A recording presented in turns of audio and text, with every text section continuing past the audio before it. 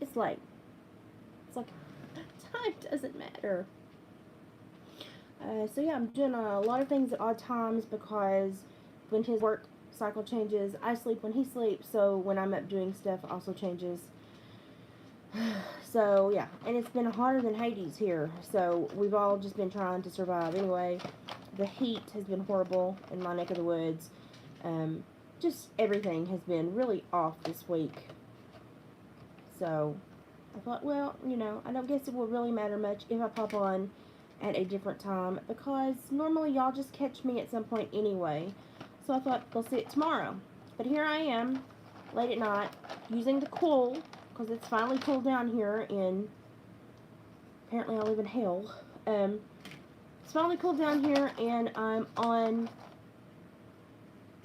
trying to get some stuff that I need to get done. I've got one thing to ship out tomorrow and I'm trying to get it finished. And once we drop it and break it. So this is the last one that I've been working on. This is the last dream catcher I've been working on. I've got 3 more feathers that I have to hang. And then I'll basically be done with this one. I might do a little bit more decoration. I'm not really for sure. It just depends on how it talks to me.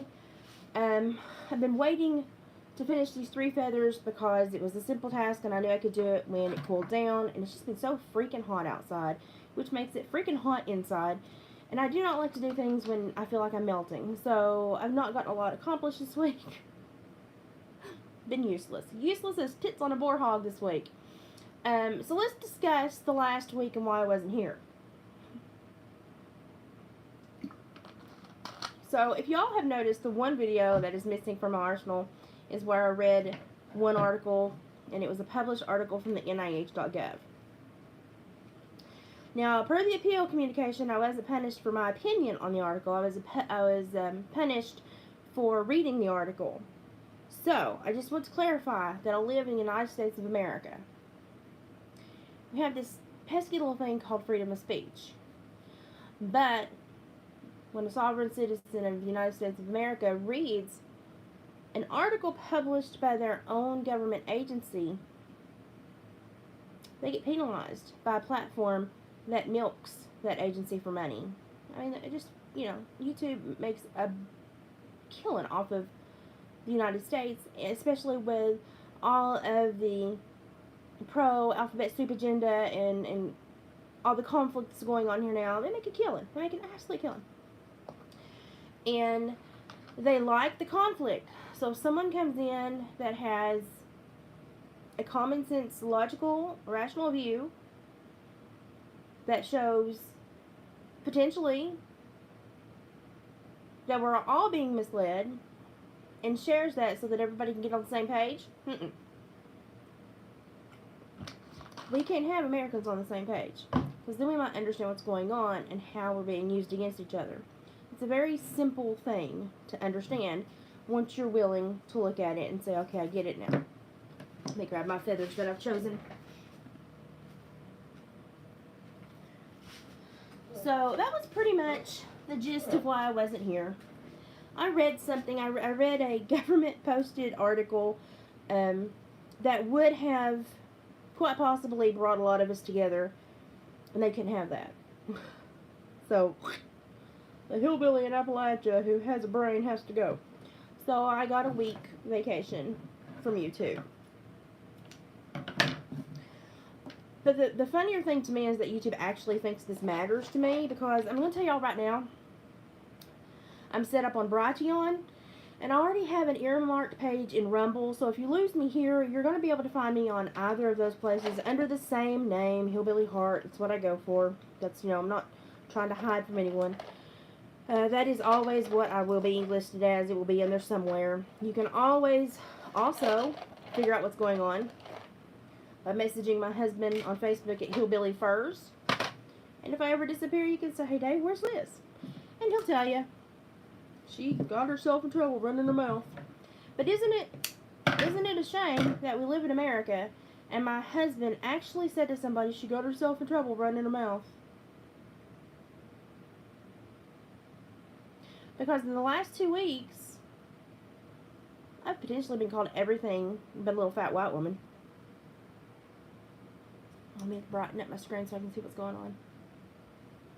Oh, hi, Denise. I'm finishing up the last of the feathers that I'm putting on because this puppy's got. I found my box today, and I almost sat down and had to praise Jesus for a moment because I didn't think I was ever going to find a box.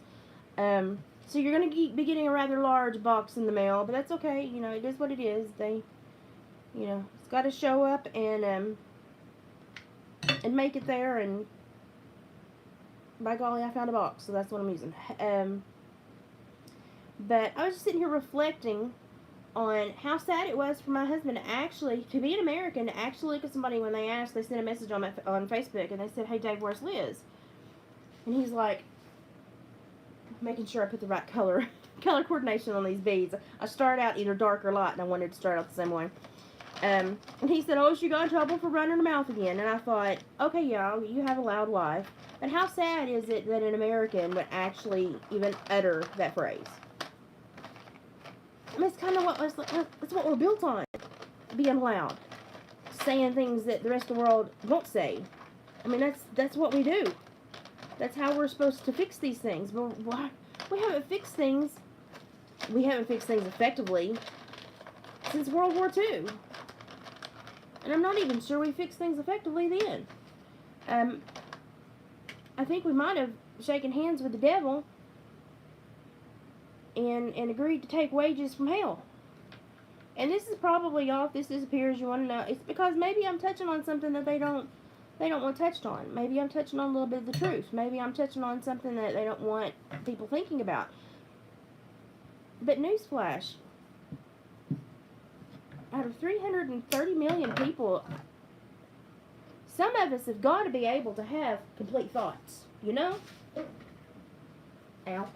We've got to be able to think and have complete thoughts because we raise children, we build corporations, we have successful lives. So why do these people get so upset when we have successful thought patterns? Why was that not like to be expected from people that fought to be free? Why was that not expected? Why is it such an outlandish thing to have a thought pattern, and one that possibly doesn't align with everybody else singing Kumbaya at the campfire? When I run into somebody that has a different thought pattern than me, I kind of go, yay. Because I think I'm fixing to be introduced to something that I otherwise would not have thought about, or I would not have entertained myself with, I would not have even located on the map to learn about. And so when I meet these people that have these thought patterns and ways of thinking that are so different from me, I'm like, yay, I might be able to learn something from you. And then if it turns out that they're not somebody I really want to learn from, they're still someone that I look at and use as a cautionary tale. Or I look at and I kind of put on my radar to, okay, well, this is something that we need to be watching. It's a shift in mentality. It's a shift in society. It's going to become a new societal thing. So y'all know I'm a fat woman in Appalachia, and I've got Freddie Mercury tattooed all over me, and I love me some Queen. That being said, I also have my own brain, and I have my own thought patterns about what's going on in the world. And when I see parents taking children to drag shows, I have concerns. Not because I think the people at the drag shows are horrible, horrible human beings. No. But because they're participating in otherwise adult activities where there's no reason for a child to be there. In what other realm would someone taking a child to a bar be celebrated? They wouldn't. They wouldn't be celebrated. They wouldn't be celebrated. They would be tormented, and they would have their children taken away, and they would be questioned. But we're not questioning things anymore. We're not allowed to question things anymore. We can't have questions anymore. That's a negative Nancy there. You can't have questions. Hey, everybody, come on in. Have a seat. Hi, Rebecca. And my big thing is, in my world, I kind of go, I'm going to question everything. Because it's the world I live in, and I want to make sure I understand it. And if I don't understand it, I'm going to question it. And if I want to question it, that's my prerogative, right? No. Take, for instance, Now when I fill out paperwork, 9 times out of 10, I have to check a box or click a box that says cisgender.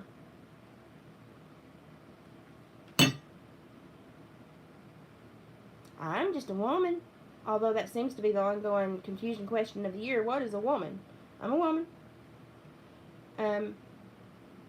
Does anyone else think it's crazy? You know, and I'm not mad at trans. I'm just talking out loud and I'm trying to have a brainstorming session to get this out and to lay it all on the table so I can see how I'm thinking, how my brain is trying to put this together.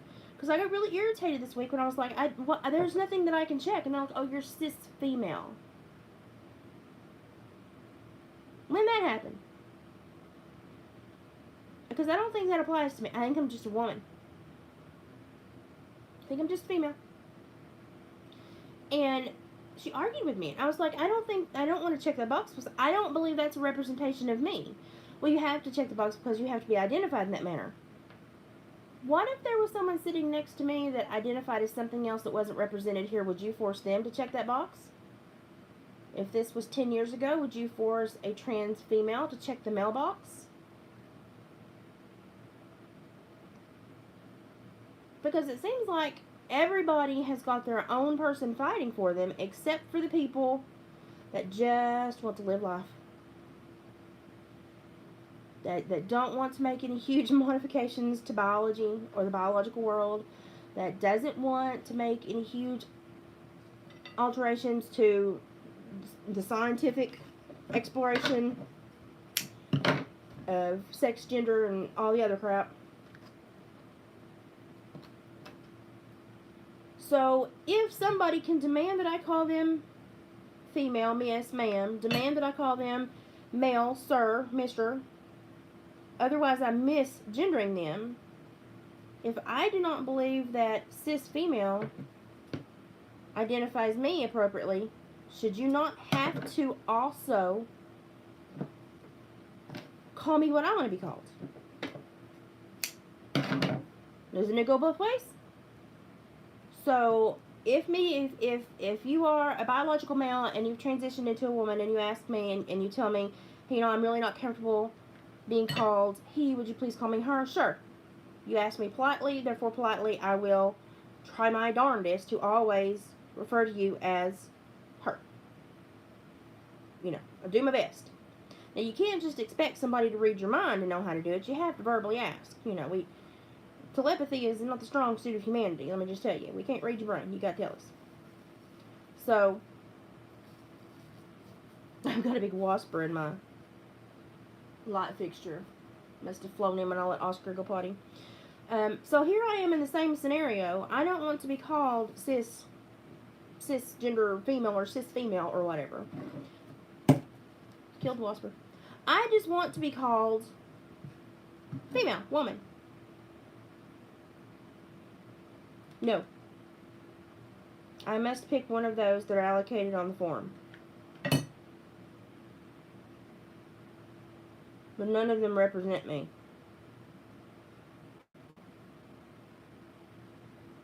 Now, I'm sorry, somebody else has been watching the same channel as me in America, but the last decade, society has been brought to their knees by people who prefer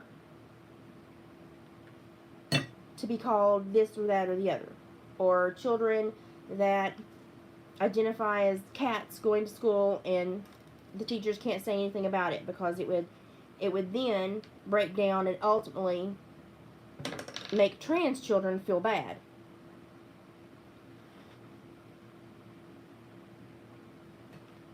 When did it become my responsibility to take care of everyone else emotionally? This is important. Should we respect our fellow man? Absolutely. Absolutely. We should always want everyone to live in harmony, and we should always want to be able to give respect to those on the planet with us. Good Lord, we're all going through the same crap too, right?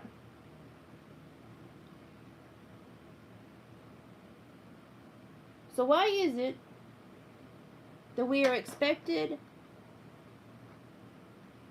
and now even prosecuted to have to respond to people in a manner that they desire, but our desire to have no change to what has been referred to our makeup and model is not respected and not allowed to stay the same. I thought this was all about respecting people and respecting how they want to be viewed and what they want to be called. Well, that should be forever. If it goes for one, it should go for all. So why are the poor old people that just pop out of the womb and are okay with who they are, why are we slowly being turned into someone else's idea of what our gender should be, how it should be expressed, how it should fill out forms? Because I thought we were supposed to respect everybody, and everybody was supposed to get this respect, and everybody was supposed to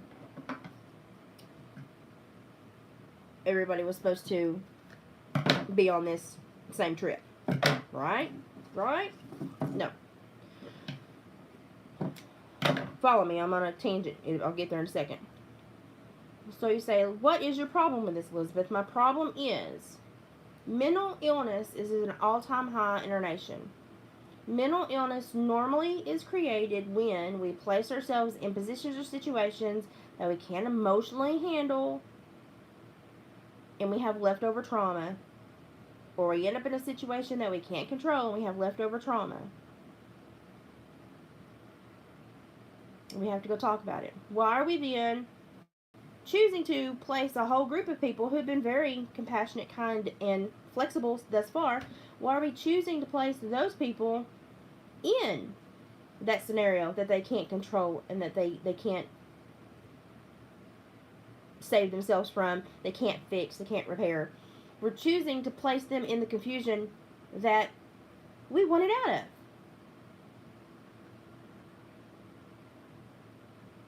What? Why? So if you woke up any day in your life and you made a decision to identify something else, that's your business. It's not mine. It's your business. It's not mine. As long as you're a productive member of society, I have nothing negative to say about you. That's fine. That's great. I've got no problem.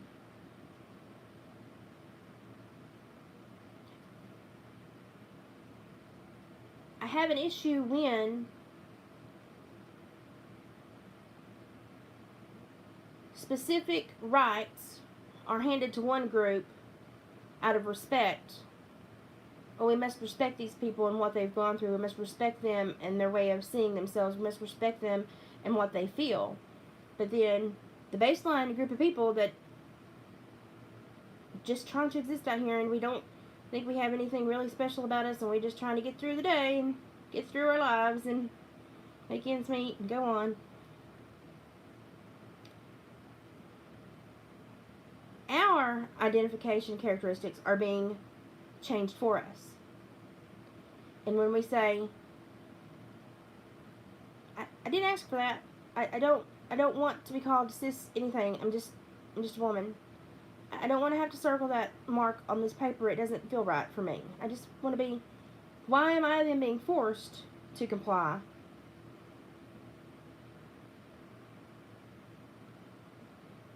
When I thought all this was based off of let's respect each other, let's respect how we all feel, how we all identify, let's just respect everybody. Okay, got no problem with respect. Let's respect everybody.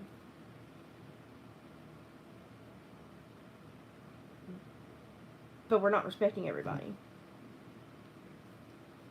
Because now out there is a group of people that never asked for anything to change, that never asked for any augmentation to paperwork, to gender narrative, to nothing, but it's being changed for us.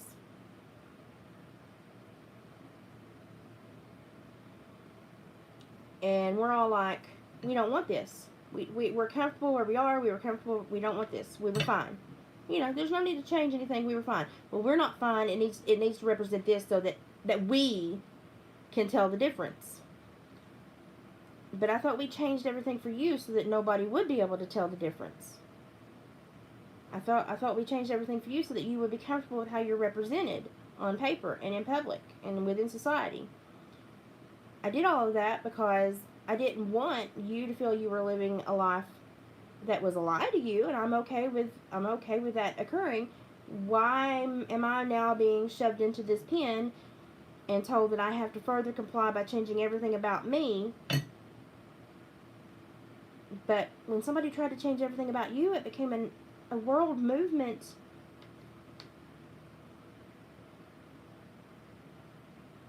And created a lot of hate, and we all said, hey, we don't want to be hateful, we just, we're trying to understand. So we complied, because we didn't want you to feel disrespected when somebody called you the wrong pronoun, or when somebody called you the wrong reference in society, because it meant something to you. So now when something means something to the baseline group of individuals that we just trying to get through life, now all of a sudden our world has to change. And we're being called things that we don't agree with. And we're being represented in a fashion that we don't agree with. And we're being given names and societal terms and, these little special flair nicknames that we didn't want, we didn't ask for, and we don't feel do anything but belittle us. So why is it okay for us to be given that hate and that disrespect, but the world stopped and fixed everything for everyone else? Now, I say that to say all this.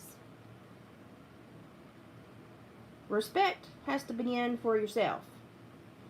Because if you go out and you try to respect everybody else, and you don't understand how to respect yourself, then that's not true respect. All you're doing is trying to create a soft blow for somebody else in society that's struggling. You have to understand what respect is. Respect for me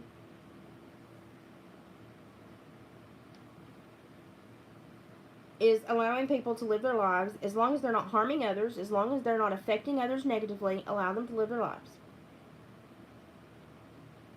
And when they begin harming others negatively, that's where the legal system kicks in and protects everybody. So why today was I told that I needed to check a box that did not represent me, that made me feel bad about myself, that I felt did not identify me correctly, and that I felt put me into a class of human beings that was not appropriate? Why was it completely okay for that to be forced upon me, but I may not ever ask anyone else of another inclination to do the same? Think about this, people. All that, we need love, we need respect. That's all we want, is to be respected and to be accepted. And okay, well, you're accepted, you're respected. Come a long way in a decade, people. We've come a long way in a couple of decades. Why is the first response to disrespect and take away everything that you asked for from the people that gave it to you?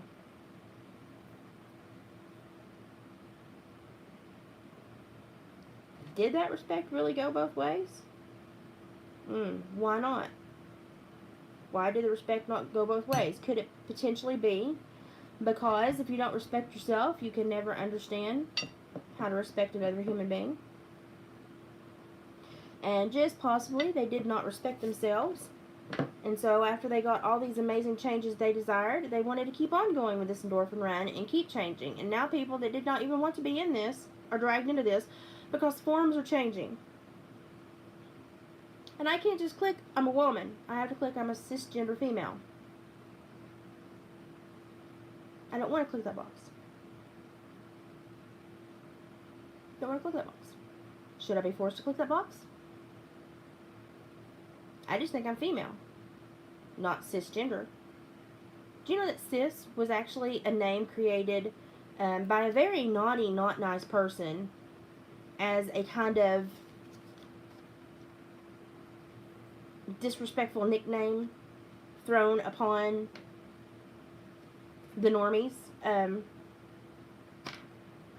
if you look into how it was created, why it was created, and who began using it first, you will see that it indeed was created by a not so nice individual, and created it as a negative connotation for people that were not experiencing the world that he lived in. I've been on this world 44 years. I don't ever expect anyone to think that they're living in the same world I'm living in, because, you know, something, perception is just something that you can't control. You can barely make freaking sense of it yourself, let alone try to control it for everyone else around you. And I understand that. And so when I see other people living their life and they're living it how they want to live and they're not hurting people, I'm like, hey, you go do you, boo. That's great. But when I see people have these breakthroughs politically or socially, and then they keep going, even after they've gotten what they wanted, even after they're in a much healthier place, even after they're doing great and apparently experiencing life the way that it was meant to be experienced now, that's great. Why then is the first reaction that of retaliation? Because what I figured out with my life is that the dog that bites was never really happy at its home. So were they never really happy? And if they were never really happy, is that not one of those mental health things? Learn how to respect yourself so that you can show respect to others. And if you're not capable of doing that, or you're not capable of making sense of what you're dealing with, ask for help. You may be having some issues. Ask for help.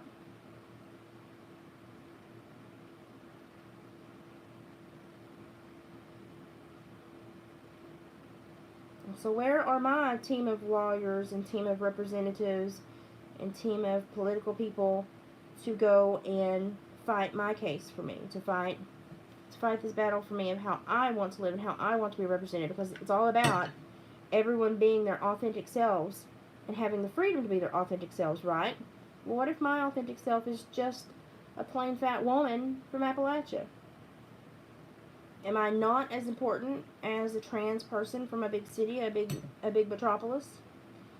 Am I not just as precious as the LGBTQ and on it goes population? Am I not?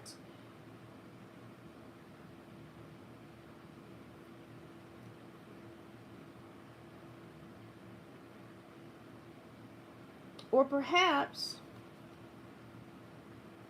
to rattle society, we cater to a group that doesn't really understand respect because they obviously don't have a whole lot of it for themselves.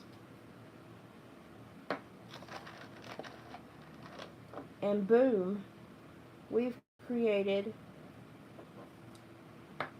tribalism and a new war. Because I just watched a clip of Nancy Pelosi, and while we all are struggling to buy groceries and struggling to put gas in our tanks and get to work and back, make enough money to keep things going, Nancy Pelosi, on our taxpayer dime, was flown to be on the RuPaul drag show. And I got no problem against RuPaul and the drag show. I got no problem. But is that really where politicians are supposed to be? And if so, would equal representation under the law not be what they should strive for their societal makeup? Should we not also be seeing representatives at functions for us, good old boy rednecks, and other people? No? Why? Oh, because they're not leftist or liberal, and everyone that is center or right are bigots and racist and xenophobes and all these other catchphrases that really no one understands the definition to. They just want to understand the application of. Two very separate things.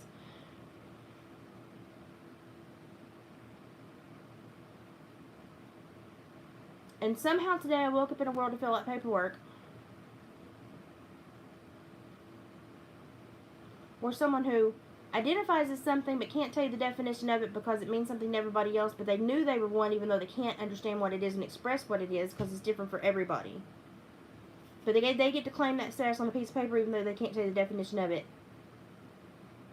I, on the other hand, know exactly who I am, the definition of why I have that name, the biological representation of why I carry that name, and I was forced to click a box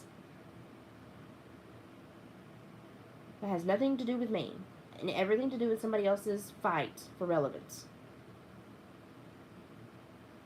Should people have a fight for relevance? Sure. Should it affect everyone else? No. No. I understand that there are people that live their lives differently. And for the last couple, 3 decades, I have even cheerleadered some of the support to say, get to know these people.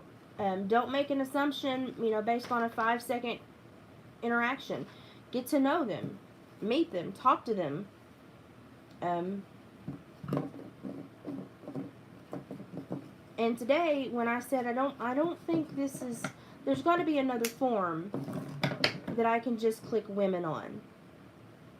And a little guy beside me, I say guy, I did not ask for pronouns, but that's the way they're presented, very effeminately told me that I needed to get with the times. But 2 decades ago, our society was not ready to get with the times. Our society was very, very happy, sedentary, but happy. But when there was an issue that made that group feel unwelcome, we said, hey, that's not right. Let's try to work this out. These people should feel welcome. Let's talk about this. Let's have a dialogue. We don't want anyone to not feel welcome. We don't want anyone to feel misrepresented. We don't want anyone to, have a mental health issue. Oh, I just burnt my finger. Have a mental health issue because society does not have open arms. So we're going to change how 330 million people live their life without any representation, basically, from their viewpoint, to show you that we're going to work with you. We're going to continue working with you. And we're going to allow things that would otherwise be criminal during a month of the year. I don't know why anybody needs a month to celebrate anything. That you're that person all year round. Why do you need a month to celebrate it? I'm just flabbergasted because nobody came to my aid today, and I was just told to get with the times. If I had turned around in 1989 and looked at my little 6th grade friend that I knew was gay and said, you're not my problem, get with the times, where would I have ended up? Why do we not see compassion go both ways? And why, when one side gets a little bit of power, does the other side completely fail to exist? Because that is not how a society learns how to function successfully. It is not.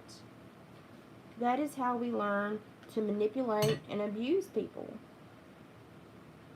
I mean, no one likes being set in the corner. Obviously, that's what this whole battle was in. Is they didn't feel they were living their life and able to be free. Okay, let's fix that. Everyone should live their life and be able to be free and be able to be expressed to the best of their ability and be respected. That did not happen to me today. Did not happen to me today. And when I said, hey, you know something? I have no problem with anyone wanting to make sure that the words that they are being applied to and applying to themselves, or suit them, match them. How come I don't get to do that? Because basically the response was because history was bigoted, and now the good people are in control, and it will happen the correct way. That seems very kind, compassionate, and non-bigoted.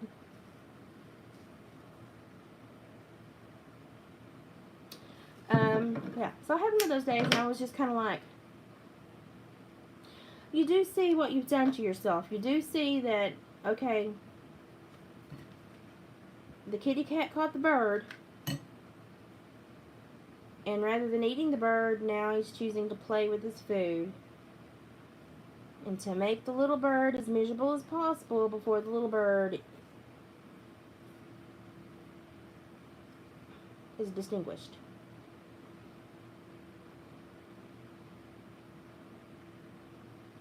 Is extinguished, I can talk. Is extinguished and disappears. I'm about to flip my words around.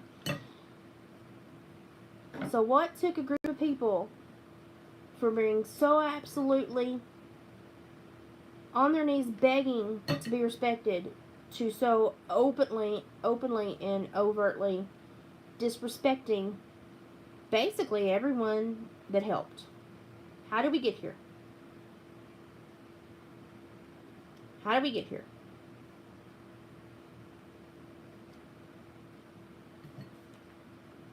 Because I thought respect was a two-way street.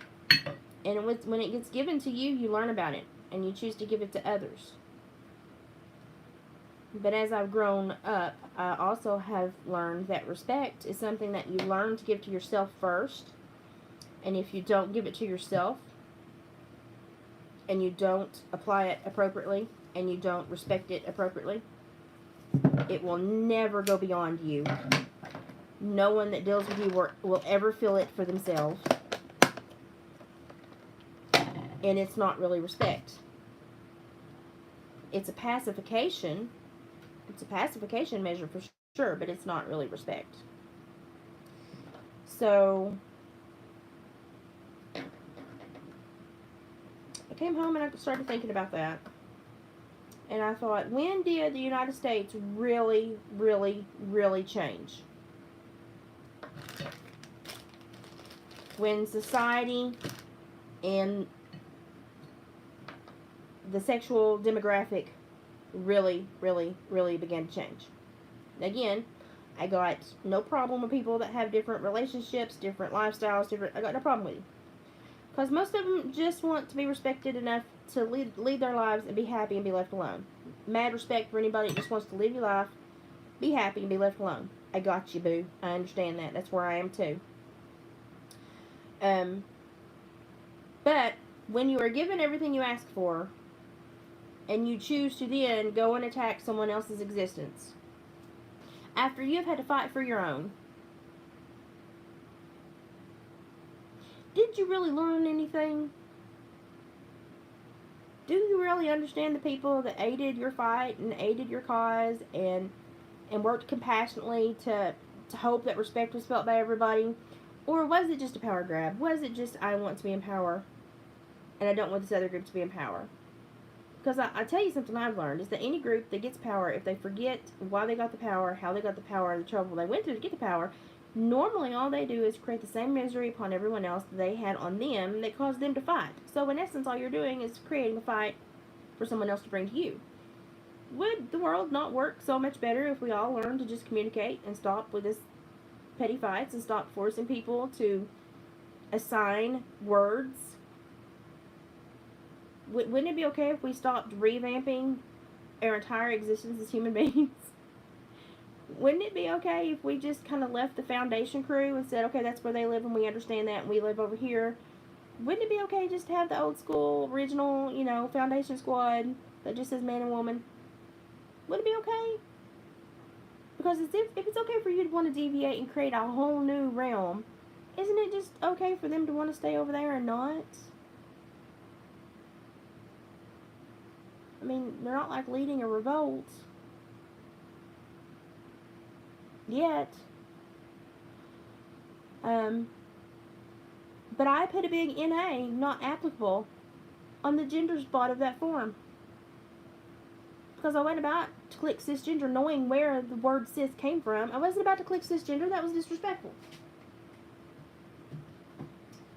So, yeah. And I had like everyone in the whole room roll their eyes at me. And I was like, but would you be rolling your eyes at me if I was trans and I was having this issue? No, you wouldn't. I'm really offended by the word cis. I know where it came from. I know who created it. I know why and how it was applied. Go look it up. Go look that crap up. I know when I'm being played. I know when smoke's being blown up my butt. I don't want to be cis anything. I just want to be a woman. And while everyone else seems to be confused as to what that means, I know exactly what it means. And if it's different for everyone, can you not allow me to be okay with my definition of it and apply it to myself and walk on? Because if it is different for everyone, then I embrace my definition of woman and I know what it means. So you can't then turn around and say, no, but you don't know what it means. You just said it was different for everyone, and everyone that is a woman understands why they are a woman. I understand why I'm a woman. So I don't want to put cisgender on that page. I want to ex-woman. Oh, but honey, you don't understand what woman means. But I'm a woman. But you don't understand what it means. What does it mean? It's different for everyone. I can't tell you what it means. Well, then how can you tell me what it doesn't mean?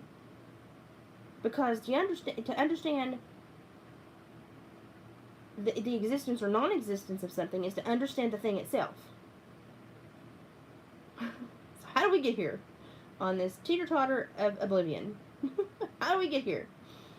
I was just absolutely discombobulated all day.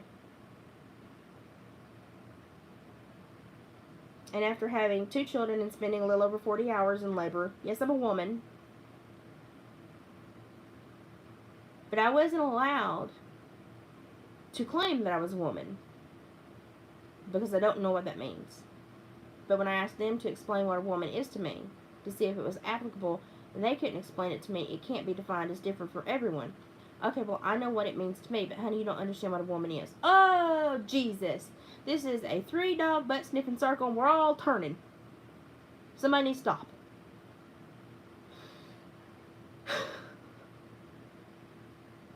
I say all that to say this.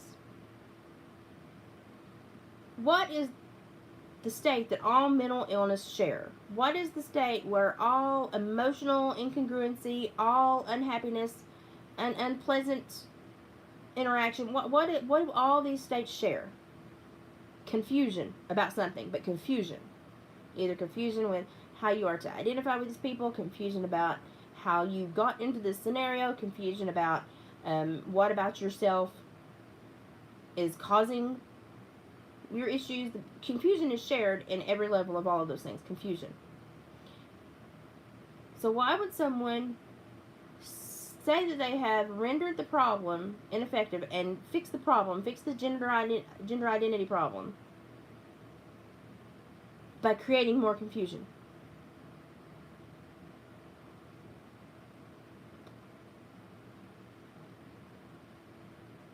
Because if your enemy can't identify you, they can't fight you. They can't understand you. They can't study your way of being. They can't get into your brain. Confusion is an eternally sliding slope that's going off the mountain and you're standing on it just trying to keep on firm ground and you can't. That is what confusion is. I think that's why we see so much of it created in our society today. Confusion and emotional upheaval are 2 of the most horrible things that you can create for another human being because there's nothing positive that really comes from those things. Now, it can make people, take stock of their worlds and pay more attention, and that's a positive. But as far as, in reality, tangible, it creates nothing positive. So, yeah. How would you feel if you went to fill out paperwork and were told that you had to click the cisgender box? Knowing that this has not been a game you wanted to play, ever. You didn't mind the other people who who needed to play the game for whatever reason they deemed they needed to play the game. That's fine. But you didn't want to play the game. You didn't want to be in this game. You didn't know. Didn't want to be handed that ball.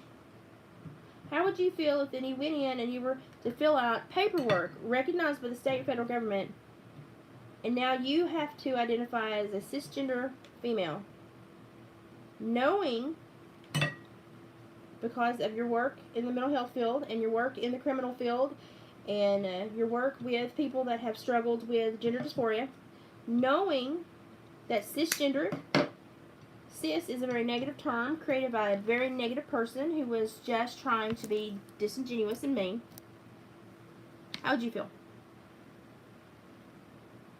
Rebecca says they want us to be asleep and just follow along. Yeah. And when we choose to have, be the shepherd, it all goes down.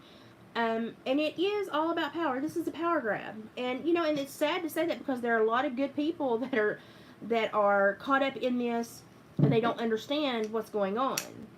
And I have so many friends that are gay or are going through what these people assign as a gender identity issue. I have so many friends that are or have been or continue to go through these issues. And, and I look at all of them like, why is it so important that someone else bend to your will and accept you when all the power you will ever need comes from your own acceptance of yourself? Why is it so important to have that? Why is it so important to think that has to be displayed? Why? Why is it you sit here and scream that America's a horrible place, and then you can go and support another country because they're going through something, that is not pleasant, but certainly it's not any fault of anyone here, except for maybe the man in control.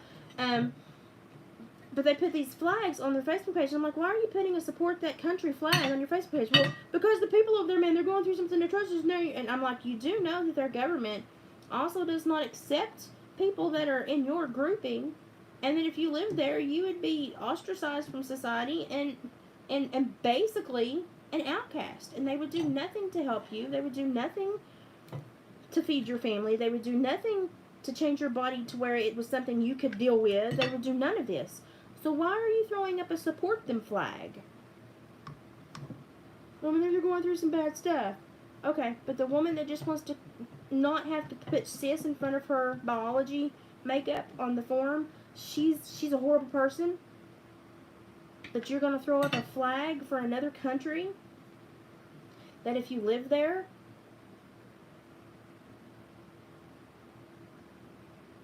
you probably would not be allowed to be within normal mainstream society? Because a little fat woman from Appalachia that doesn't want to click cis, just wants to say I'm a woman, is evil and an enemy? Priorities, people, priorities. Why am I such a threat? Why am I such a threat? I can't get anyone to tell me that either. Why am I such a threat that you must upend my entire existence and how I identify to validate your own existence and how you identify? Because I don't have to do that with other people. And I'm a big, burly, butch woman. Like if anybody was going to be, misidentified or misgendered, it would be me, because I'm a big old butch, burly woman. So why is it okay to go after me, but then show support to a country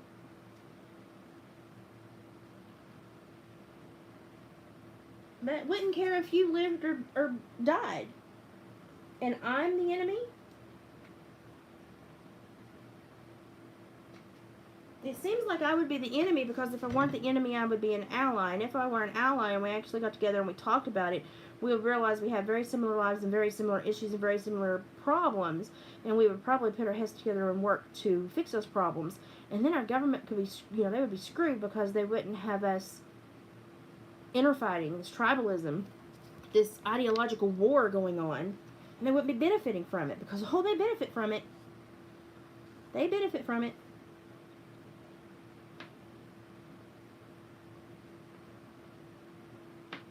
So why are we so scared to make a friend in 2022?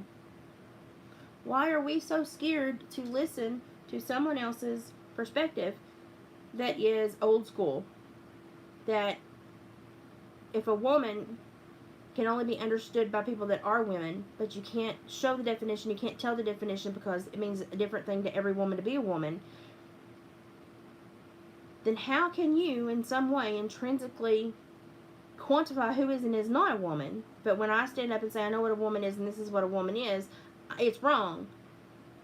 But you give the power to every woman to make their own definition up of women, but my definition holds no water. That is like giving a kid a Kool-Aid jammer without a straw. Makes no sense. It doesn't compute. It's not usable. I don't understand. Confusion. Now I'm confused, and I spend all of my time wondering about these simple little idiotic things that mean nothing to me.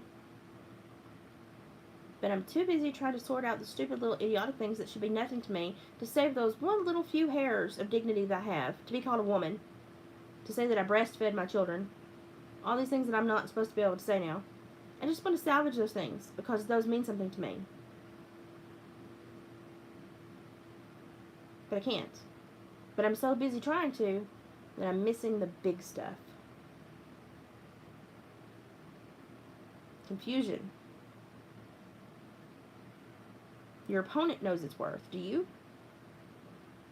Whether they put you in an emotional upheaval or a pissed off little tizzy like I was in today, it's confusion.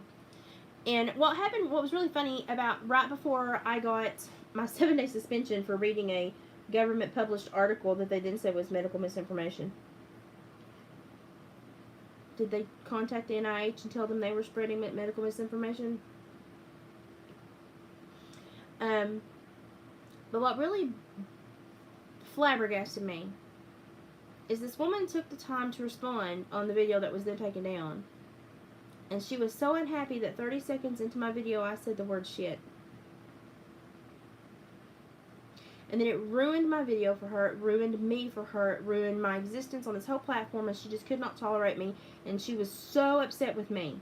Never met me, didn't know me from Adam, but I said one word, and right now she's so upset with me that she felt the need to come and tell me that she was cutting me off of her world. I did not live here anymore. I did not mean crap to her. Should I? Should I mean crap to you if I've never met you, if you live across the U.S. or across the world? Should I? No. Oh. Shit, no. No, I shouldn't. I shouldn't. Everyone does not have to align with your idea of acceptance or approved personalities or approved people, approved lifestyle trends. No, we can't do that. Like, you can't put everybody in a little box. Boxes are horrible things. I thought we covered that like a decade ago. But she felt the need to tell me all of this. And I thought, okay, I'm going to do a deep dive. So I deep dived on her. I went, her whole channel. And so now I'm questioning who this person actually really was, because they never showed her face. They only showed her granddaughter playing with My Little Ponies and dolls. And then old-time music taped, recorded, and put on YouTube, which is a violation. Hello, copyright. And it made me wonder if perhaps I had stumbled across one of those new words now, these math words they're using now, and offended them. And that's why I got such a horrible response. It made me concerned. It concerned me greatly. So, yeah.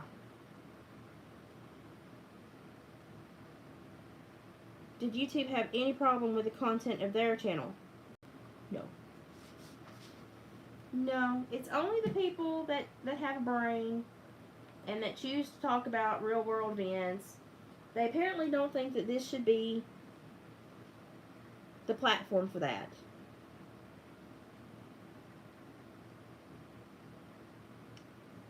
The community halls are no longer a thing. Public libraries only get rented out for birthday parties, and it's only because they have air conditioning. So where do you expect people to communicate at?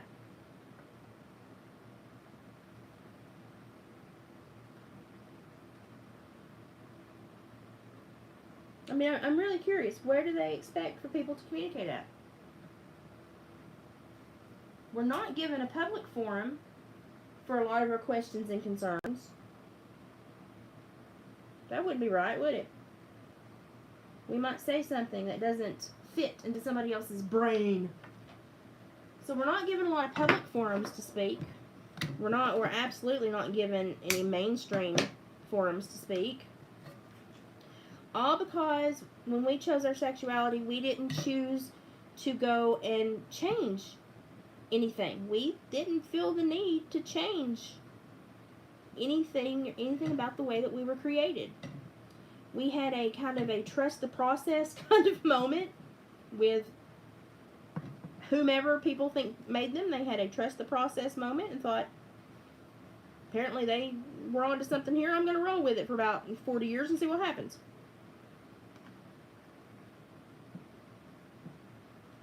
Why does that scare people? Why? Why does it scare people? Yeah, I will say this. I will say that people that are self-assured are less likely to be coerced into behaviors, actions, are less likely to break the law, are less likely to be seen as a threat in their communities.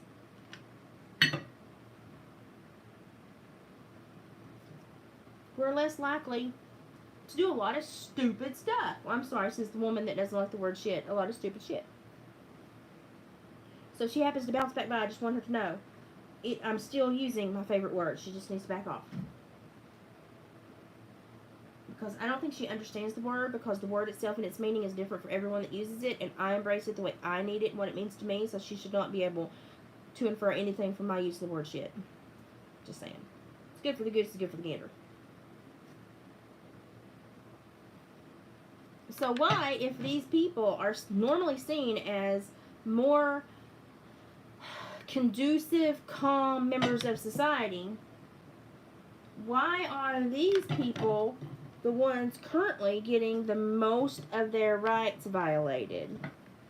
Pacification. Pacify, pacify, pacify. Create a society in which they feel they owe you something.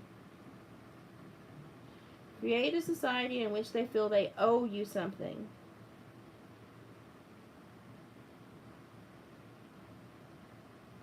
You know the little man that had the mustache?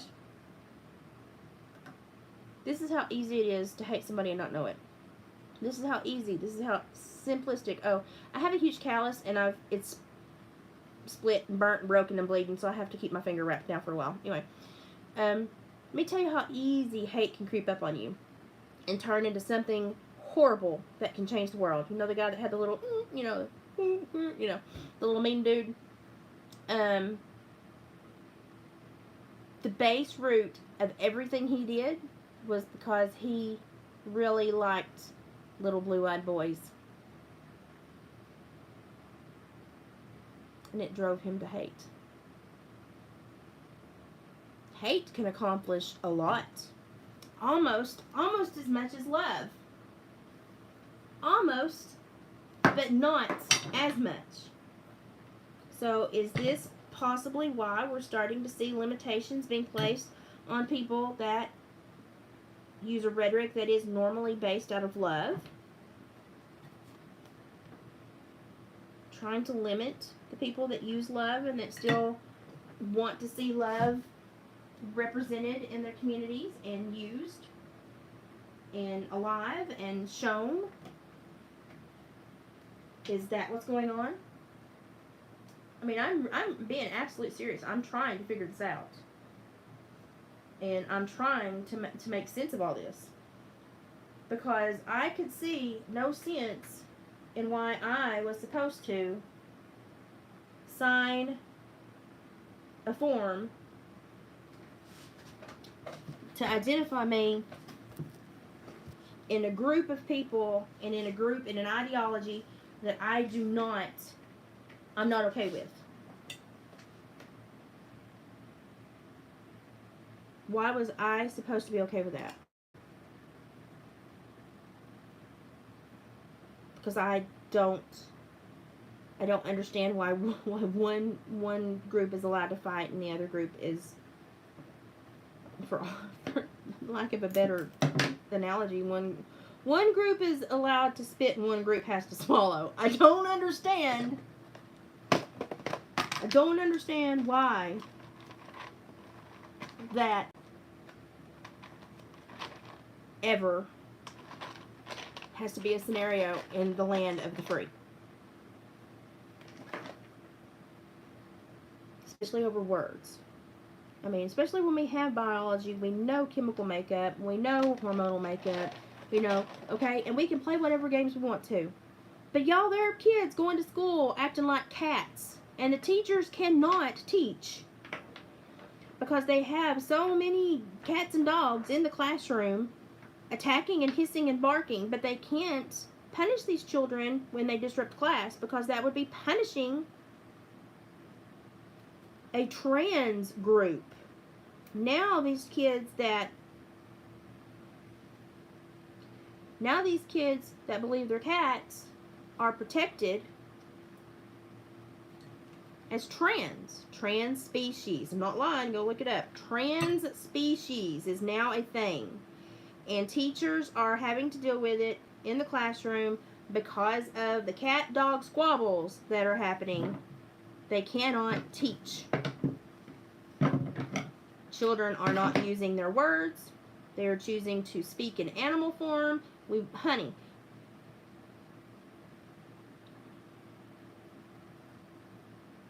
Where's the line? Where's the boundary line? Because everything that is healthy has a line. There's a line of demarcation. Everything that is healthy has a line of demarcation where it turns from healthy to harmful. And that is how we know where the point is. Chocolate, sugar, you know, too many sexual encounters and sexual partners. Everything has a healthy, unhealthy balance. When are we going to jump up and say this is unhealthy? That this is so consuming that kids can't learn, teachers can't teach. And y'all, when I grew up, that was called imagination. I used to pretend I was a pony in the field. And then I'd come into the barn and act like I was being trained like all the other horses. And then I'd take my victory lap in the arena outside. I would pretend that I won the class, and I'd take my victory lap in the arena outside. And I was just the prettiest goddamn pony you ever seen. And there wasn't nothing wrong with that. I was, you know, 3rd, 4th grade. I was having fun. I was filling my time. I was using my imagination. And it was great fun. When do we start to tell kids that there is a difference between imagination and reality? When do we start to tell kids that your behavior is going to have, even though you think it is from a positive place, if you do not learn to balance it, you're going to start to have negative experiences because of it, because you don't have balance. You're not balancing yourself.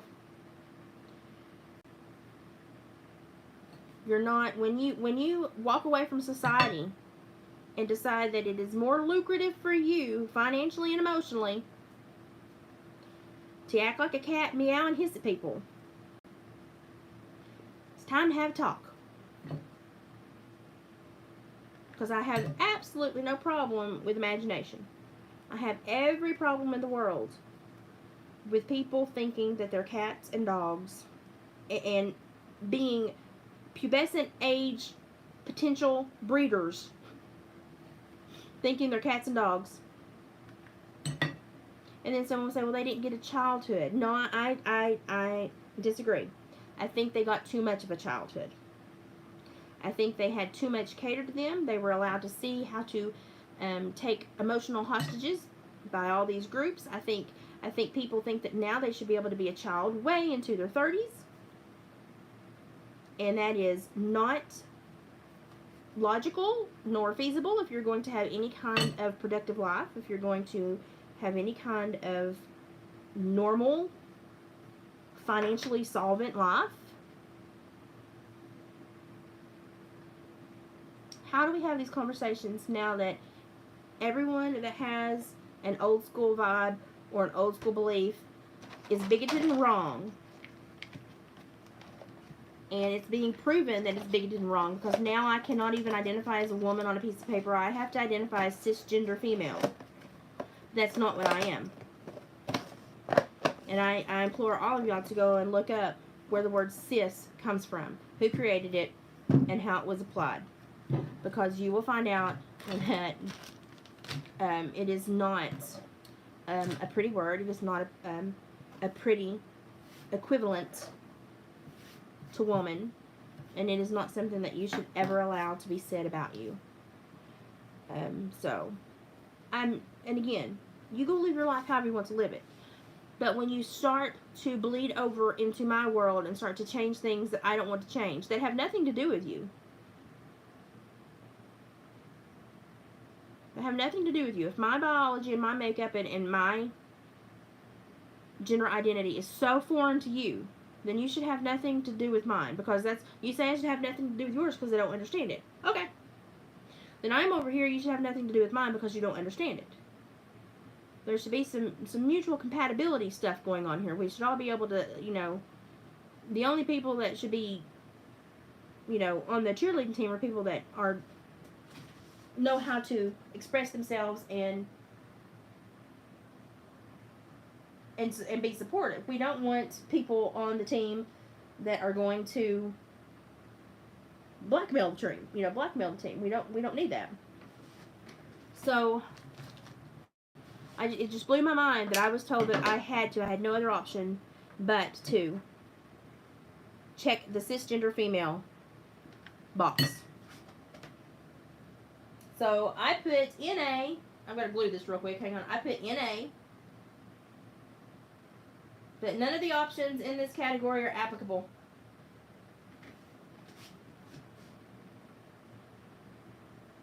Because I refuse to fall into this misidentification plot that breeds confusion, that creates tribalism, that generates hate. I just wanted to click the woman box, the female box. That's all I wanted to click.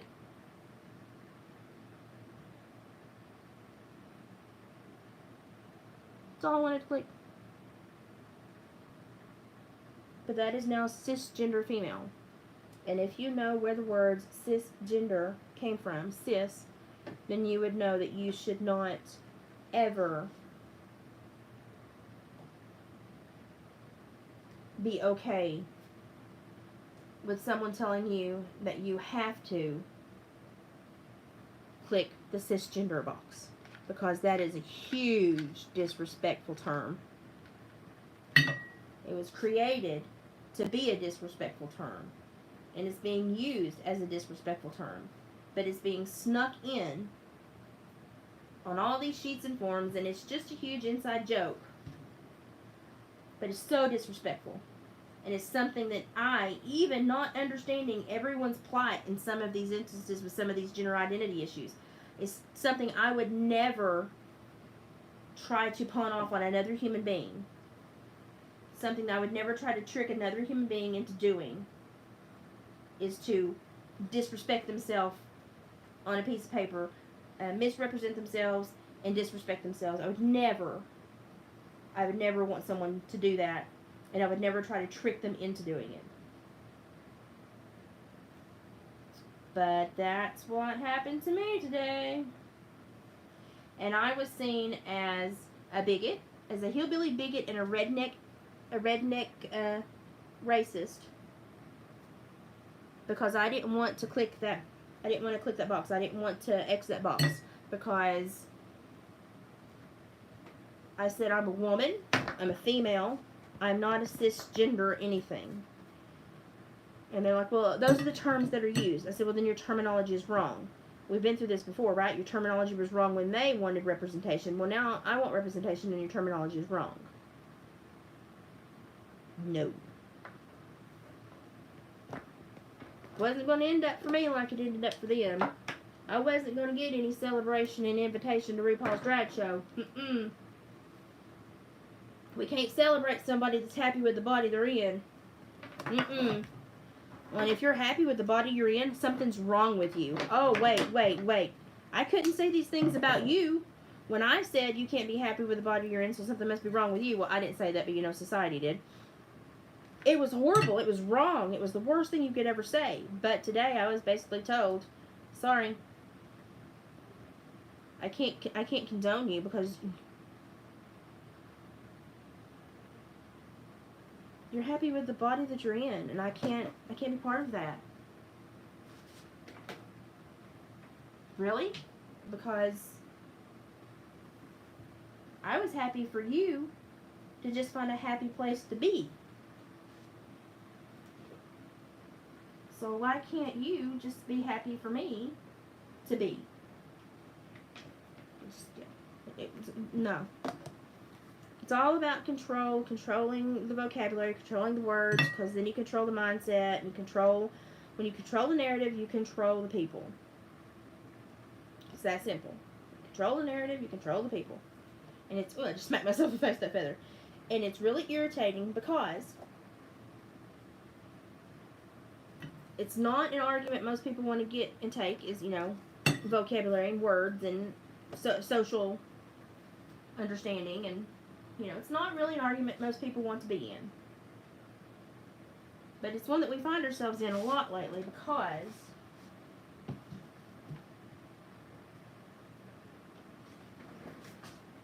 society, the community, is the new battleground.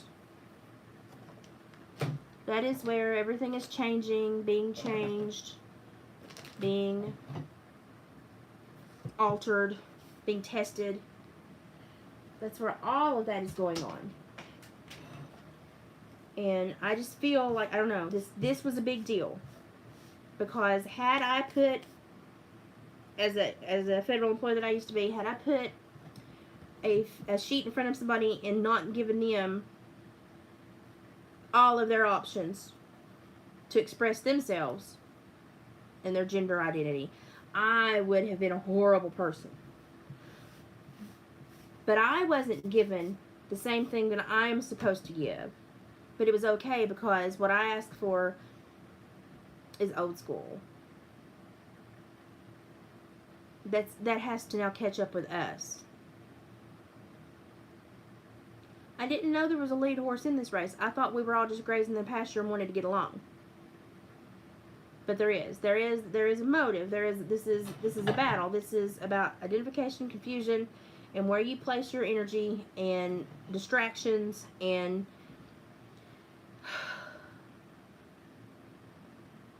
if you were born a female and you were okay with it, you should be able just to click female on a piece of paper.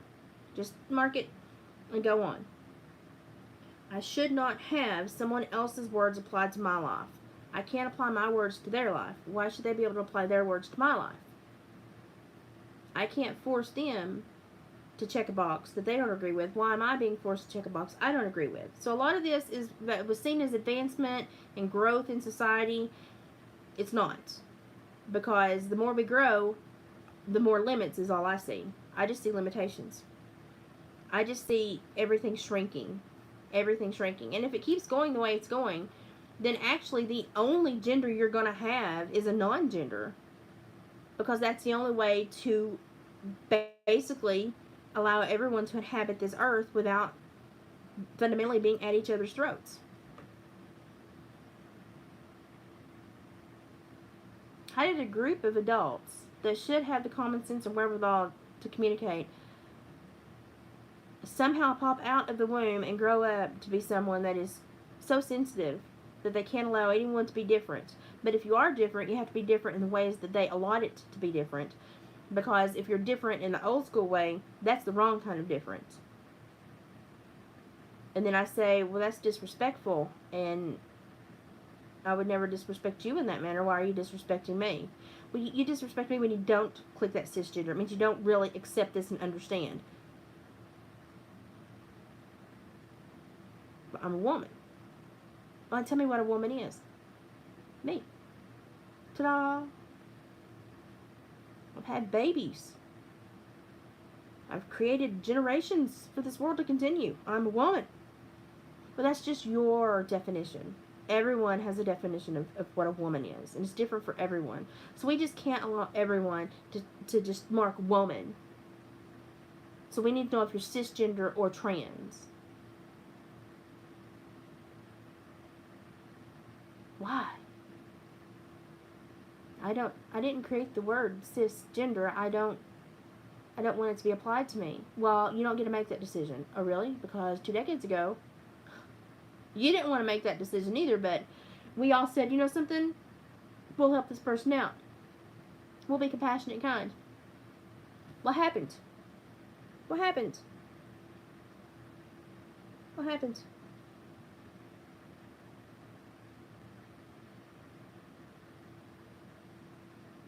I was sitting in a restaurant the other day. It's been probably been 6 weeks or so. I had ordered to-go meals and I was waiting for them to bring them up so I could pay for them. And there was a group of friends, high school friends. They were all out for a dinner date all together. And I thought, oh, that's so sweet, a group of friends. You don't see a group of friends going out to eat together all the time. And I thought, that's so sweet that teenagers still get together and spend time and go to restaurants and talk and laugh. And I thought, that's so sweet. Because we're forgetting how to interact. And we're forgetting that other people exist. And it's not just about us. And then I realized it wasn't what I thought it was, because then one of them stomped from the table and created a whole scene in the entire restaurant. And I was like, well, there's some trouble going on over there.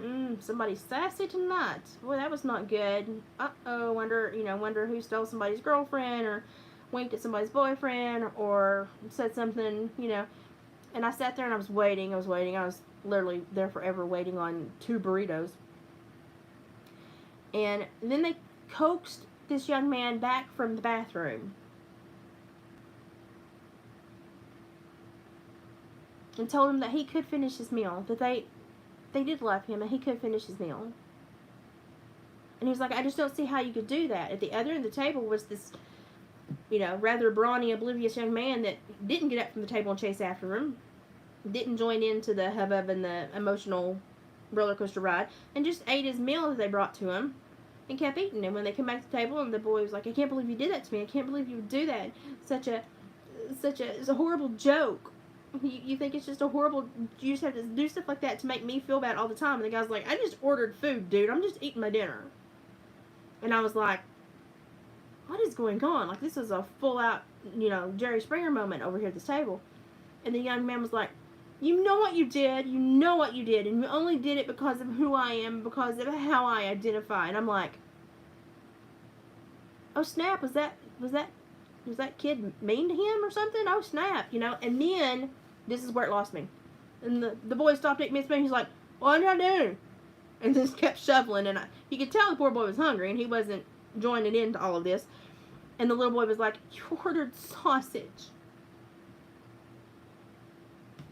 It's like, order kielbasa, because it goes with my cabbage and my potatoes. He's like, it's good. You ordered sausage, and I'm having trouble coming out as gay. Literally, the young man that was eating just went, I can't give up, and just kept eating. And I was like, oh, boy, that's all you can do, just keep eating, because at this point, whatever you say is going to crash and burn. It's going to be flames everywhere.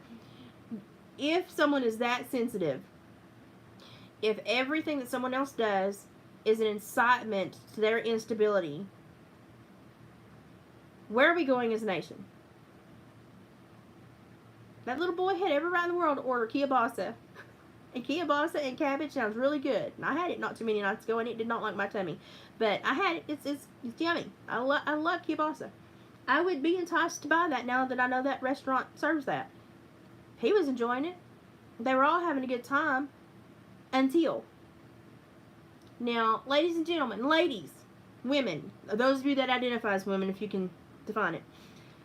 If you were at a table in a rural podunk town in a restaurant that served a little bit of everything that grandma made, and somebody ordered sausage, kielbasa, Polish sausage,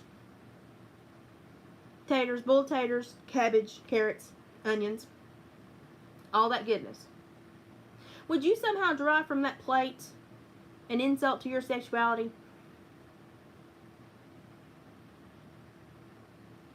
No. No, I wouldn't either. I would be like, dang, that's a good looking meal. I need to take a mental stock of what all they put together there and try to put it together at home. So it was not okay for this young man to order that food, to be hungry, to make his own decision, and to order a meal he wanted.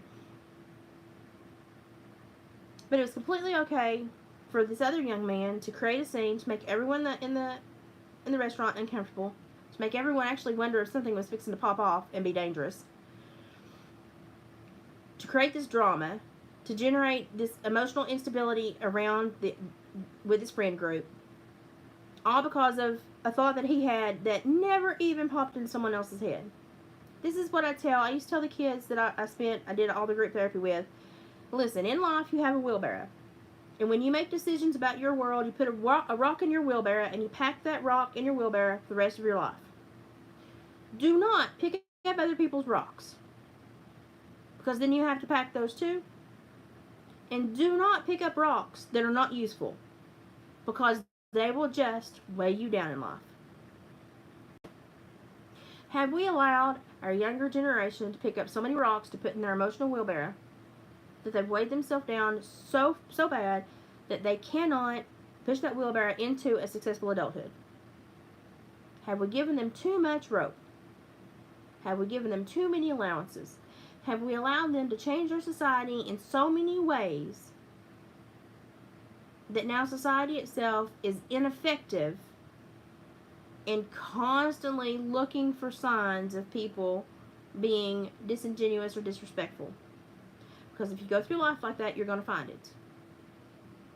If you go through life seeking for people to be disrespectful and seeking signs that people are disrespectful, you're going to find them all the time. That's called paranoia. You're being hypervigilant. And it's normally because you have something that you're not sure about, that confusion inside. So you generate confusion on the outside, because then at least everybody looks like you on the inside, right? Now we're all the same. We're all freaking confused. That's not positive. If you have something on the inside that you feel is in a confused state, that you're not at peace with, you need to talk to somebody. Because that is maladaptive. It's called a maladjustment period. You need to find out what the root of it is. Because if you don't figure it out and fix it, you're going to go through life and that is going to dictate your life. Much like this young boy, his confusion and his,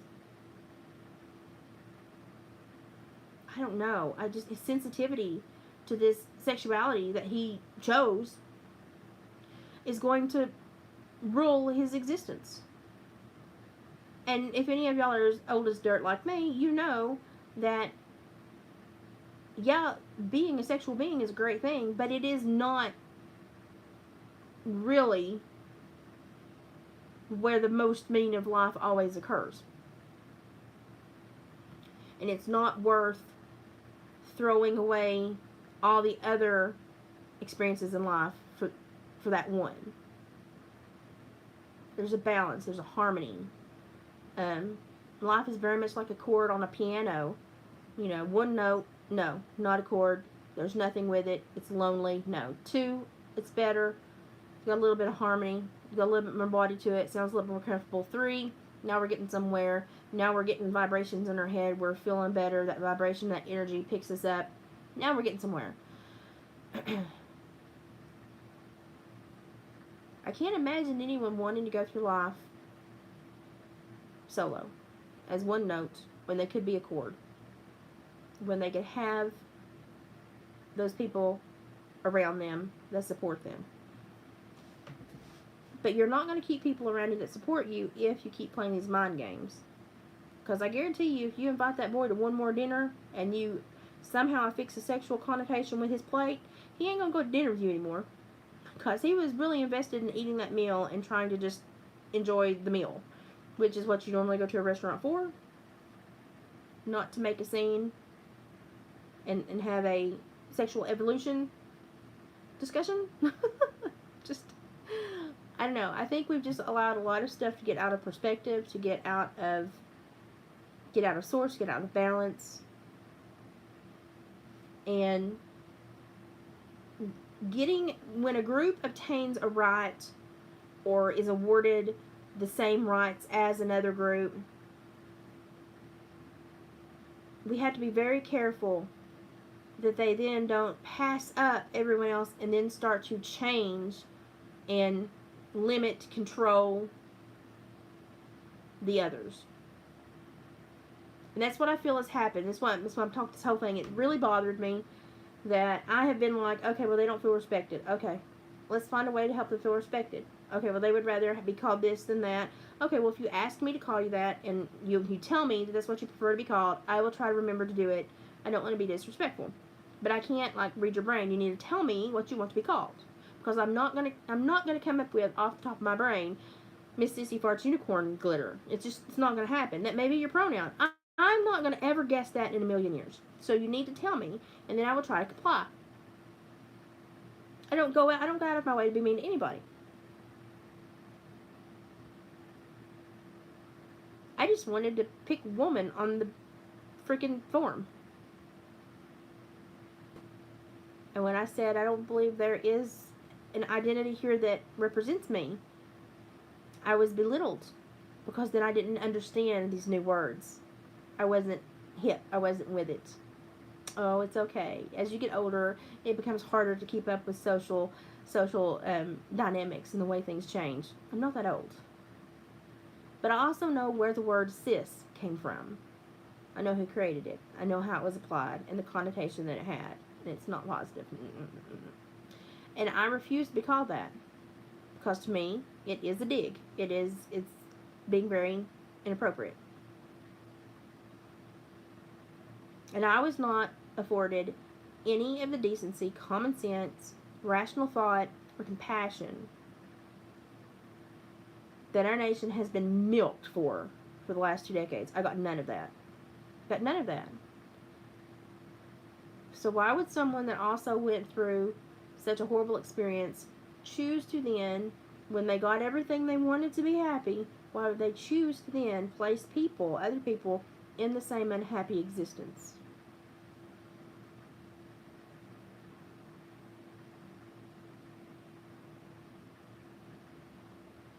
I think we need to look potentially at where hate originates from, why it's created, who creates it, where it comes into play at.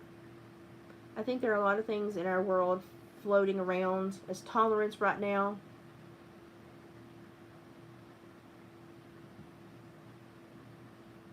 And there's a lot of groups that have been shown tolerance and compassion and been awarded standing within this society, within this nation, and has been protected.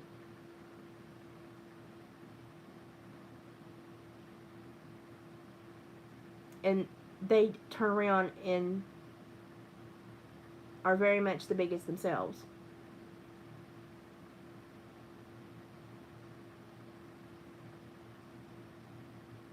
And I think it's kind of like watching someone is weave a very in-depth tapestry. You know, in one run, this one line may be the star, this one thread, and in another run, this thread may be the star, and in this run, this color may show through best, and in this run, this, you know, and so in every different weave, and there's probably, you know, hundreds of thousands that make up this tapestry, in every different individual weave that goes across and back, a different strand of string or fabric or whatever's being used may be the most important player in that specific run.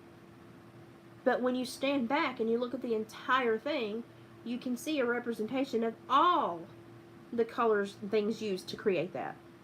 and none were more important than the other. And that's how I kind of think of society. At certain points in history, there will be some that have important roles to play, important growth to prompt, and I get that. But when we step back and we look at society, we should be able to see it as a tapestry, as everything represented, and it all being mutually important, that it all being represented and seen. We step back and look at the bigger picture, we can see us all there. And we're all important. It took all of us to make that. You can't make anything with one string.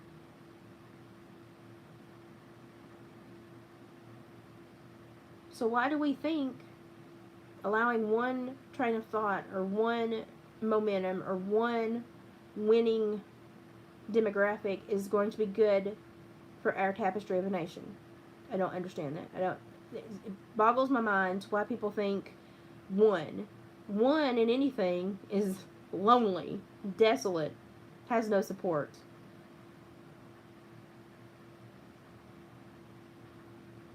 But everyone wants to be the one in power.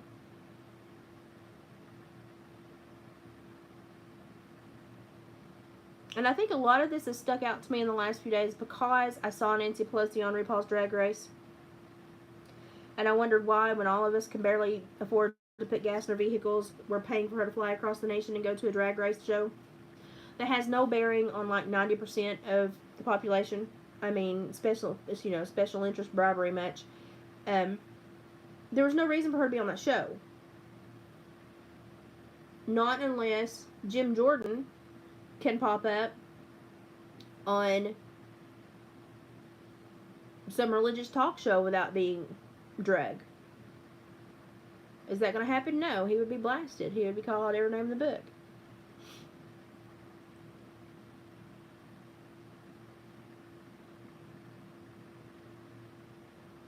I don't think people understand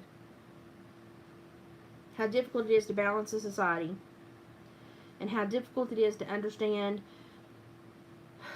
acceptance and compassion without seeing it as a sign of weakness and then turning it into their stepping stone to their next thing. And I think that's what we're seeing here is there's, the majority of these individuals that just want to be called a certain name or a certain pronoun, they don't have this fight. This is a special interest fight. But why is it this fight? It's because there is no hill that anyone can go die on that cannot in some way, shape, or form be called bigoted.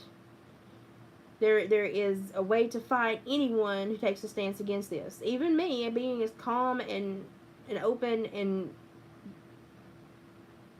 hopefully, I'm just trying to share my views on this.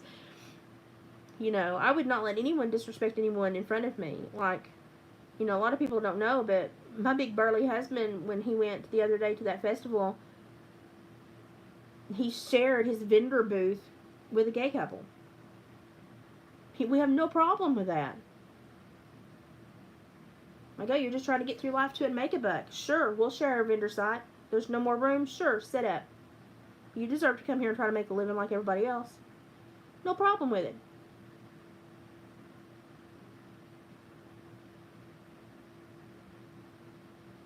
Good people. Great people. Like the majority are. We're allowing these extreme points of view and these extreme desires and these extreme power plays to take over our world, to take over our nation, to take over how we interact, to take over how we see each other in everyday community. And that's not how we are. It's not how we are. Hi Snugglepuss, how you doing? Where are the parents? Yeah. Do they actually want to provide physical and emotional support? I don't. That's my question is, and here's the thing that when I was dealing with kids that were at risk and required intervention, one thing I had noticed was that the parents normally had been handcuffed by the government.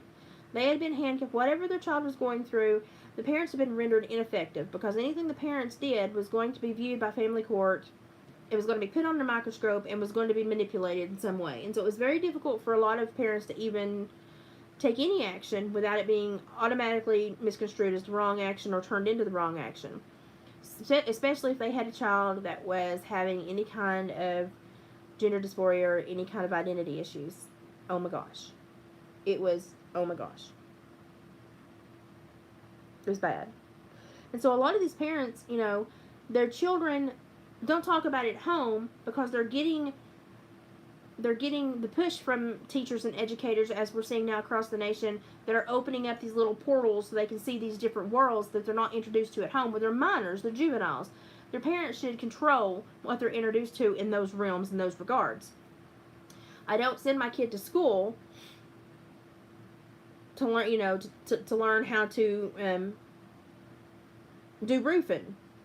If my child come home from school and said, hey, we learned today how to lay shingles and not get stuck in sticky tar, I send you to school for a basic education. Why are you learning about roofing? You don't send your child to school to learn about sexual exploration.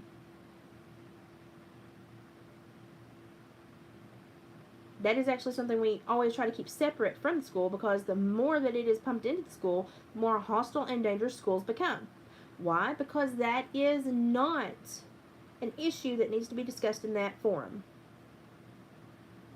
That is an issue that needs to have a place of safety to be discussed, and the school is not it. But it's like I said a few weeks ago, we're trying to turn a lot of these government replacements for family intervention. And now, instead of when a child has a problem, instead of let's go talk to grandma, or have you had to talk with your auntie, or have you gone to an adult that you're related to, that you respect, that gives really good advice, that you feel you can talk about this with, we don't do that anymore. We say, wait, well, I'm going to make you a counseling appointment. You can tell a perfect stranger everything that is dysfunctional about our family, and it'll be completely okay.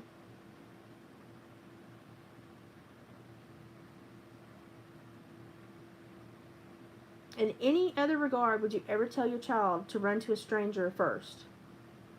No. No. But it's done now. It's done now every day with referrals to these big government programs. And it's because parents feel absolutely cornered, and that any decision they make or any action they take is going to be inappropriate. And so they just go speak to this government entity before they take me to court. I'm trying to do the right thing. Here, you deal with them. Well, is it working? No, because if it were working, we would be seeing these issues and behaviors and incidents reduce, and we're not. We're seeing them increase. So obviously the government is not doing a good job. The family needs to take back over. The family needs to step back up. But a lot of the families feel absolutely hogtied and threatened with jail charges or worse. You know, and I saw the plot. I saw the struggle.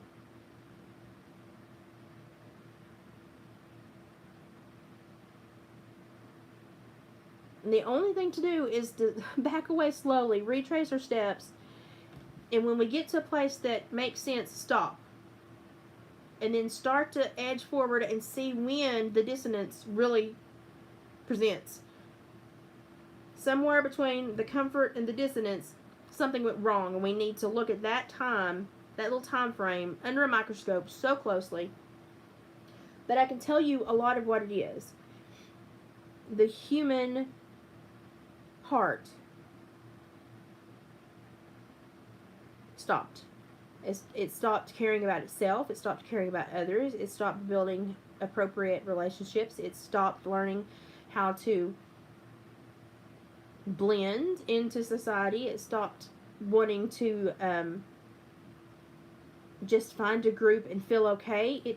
All of that was squashed down by this new propaganda of, you know, it used to be just blend in and get through life and have a decent life, and when you get old enough, then you can, you know, have some quirky things about you, but get to where you can take care of yourself, and then you can explore all your quirks. Now it is, you must be unique, and unique to a point where we've not seen you before, or you don't count as a human being. So if you're just bland, if you're just vanilla, you know, then you don't matter. Well, what they fail to tell you is that 97% of America is bland. And so these kids go to school and they're being taught by this 3% that is so passionate that they fail to understand that there's 97% that they also must cohabitate with.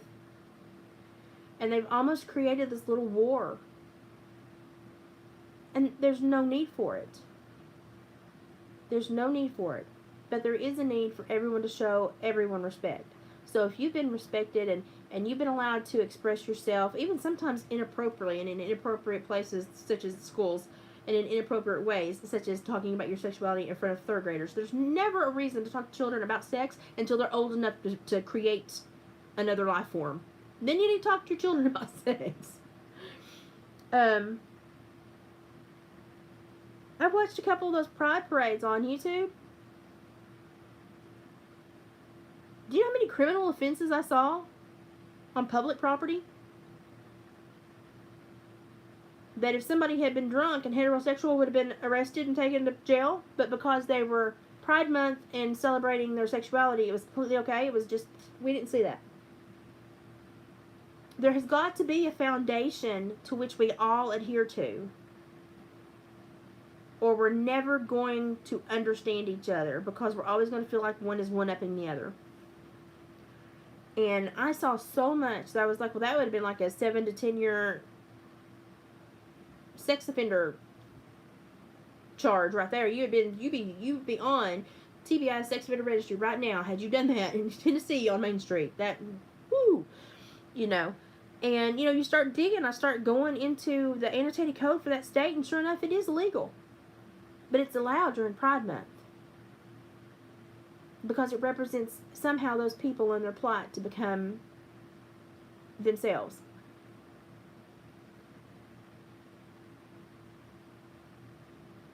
So,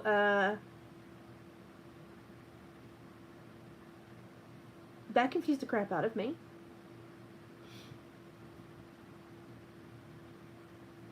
In 2000, the generations, the me generation, oh yeah, the me generation, somebody was a comedian was talking about that, how kids in the 80s were fed what they were fed, and if they didn't eat it, they didn't eat, and that's, you ate what your mother made you. You were not catered to. Now, you know, ever since about 2000s, you're right, kids come home and mom says, what do you want for dinner?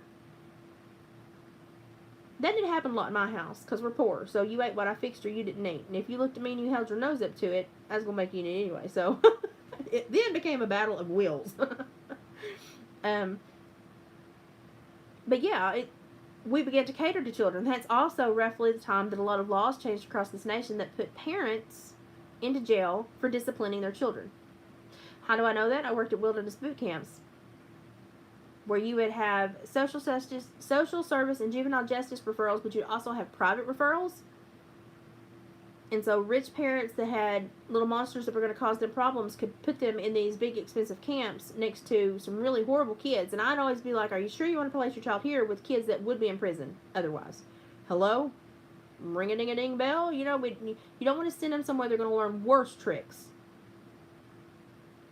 Pay attention. And but these parents are like, I just need it fixed before he gets us in trouble. And so I'm like, okay, this little deviant mastermind, he's going to have to learn how to communicate. Well, why are you here for? Because I refuse to do the dishes, and I tell my mama she's going to make me do the dishes. I'm going to call the cops, tell her she's abusing me.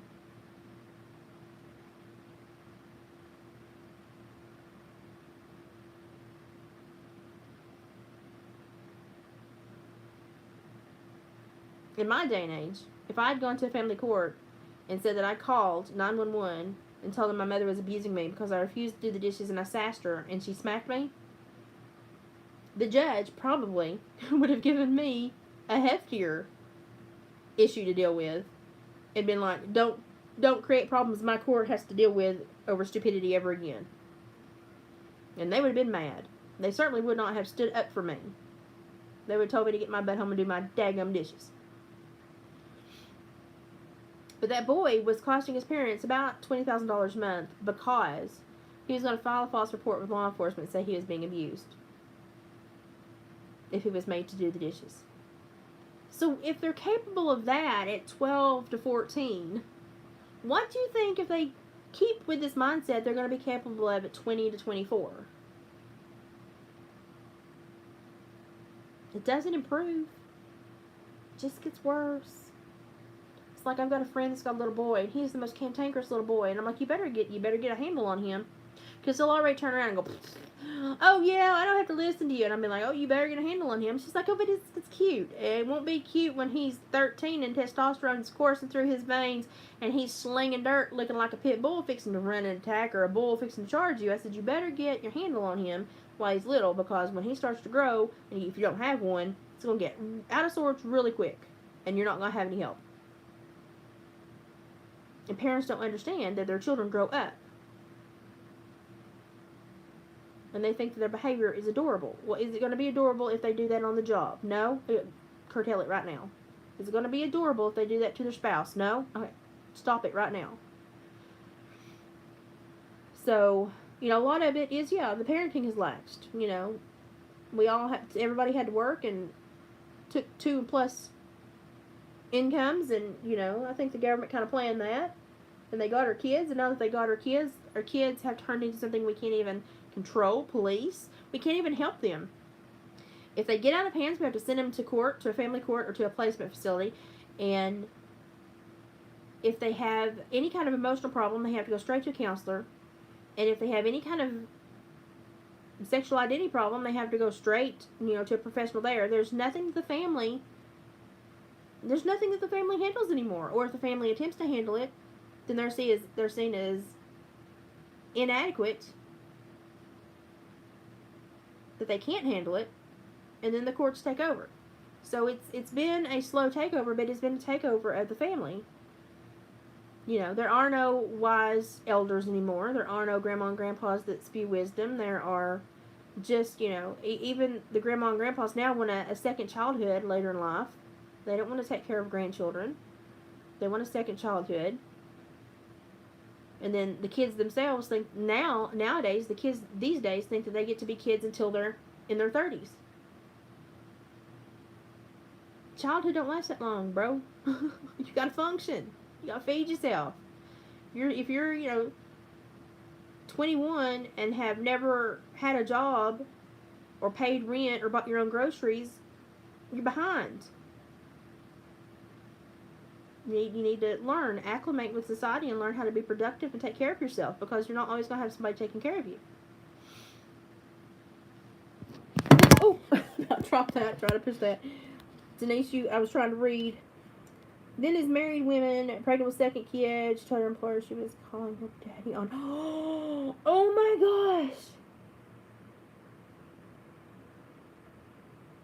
Yeah, my kids threatened one time, and I was like, that's fine. I was like, when they realize that you falsely filed a claim through an emergency management agency, I said, then they'll charge you, and then when they look at me, I'm going to be like, smack them as hard as you can with whatever they need to, so they won't be here again. So my kids kind of gave that one up real quick. And normally if you call their bluff, they will. And see, that's that extended childhood, wanting to call their daddy on somebody. That's that extended childhood. They don't want to grow up. They think it's their right. If people can identify as cats and dogs and unicorns and bark and meow and fight in school like a cat and a dog, and change gender identities and claim different biological sex, then why can't I just be a kid and need a little bit of extra help, And they just created an era of confusion, and confusion is great within societies because it allows your enemies, if not in a state of confusion, to manipulate your entire nation like that. Do I think we're coming out of it? Yeah, I think a lot of people are coming out of it going, how in the heck did it get this bad? It got that bad because people, those of us that are just the baseline foundation, running your mill, pop out of the vagina and be what we are, people, we got quiet.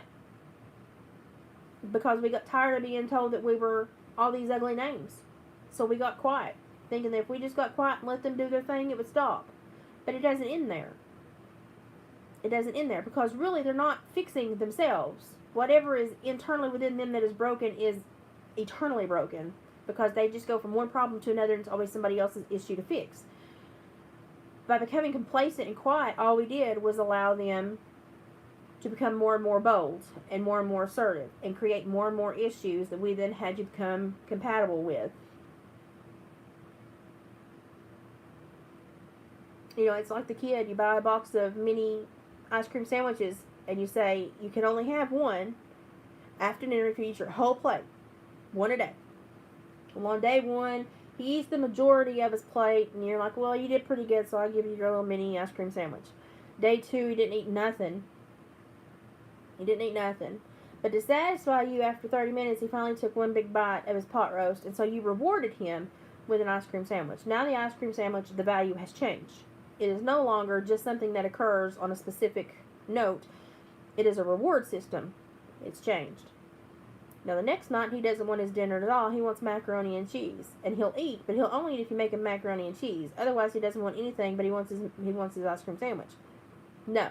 Well, then after 2 hours of kicking and screaming at the kitchen table, you finally make him macaroni and cheese. He eats his macaroni and cheese, the majority of it, and you say, okay, yeah, you can have your ice cream sandwich. Well, now, he is dictating the meal, the plan, the reward, everything. You are no longer in control.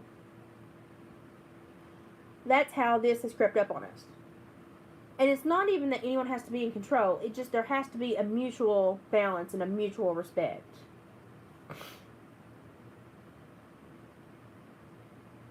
But I felt so disrespected and so, I was just kind of lost. I was like, if this is hitting me in Appalachia, then it's, 20 times worse everywhere else. Why in the heck is there not male and, man and woman, male and female, on why you have to be cis whatever? Why? Because to me, that's that world. And if that's what they need to do, that's fine. I'm not going to say you can't do it, but I also don't want it bleeding over to my world dictating what I can and can't do, because I was respectful enough to stay out of your business. I want you out of mine. And, but for the people that claimed all they wanted was to be respected and seen, they certainly now have no respect for others and can't see a daggum thing, other than everything that walks, talks, and acts just like them. And that's what happens a lot to people that get in positions of power, or they get rewarded when a reward was not necessary. They fail to then see the full spectrum.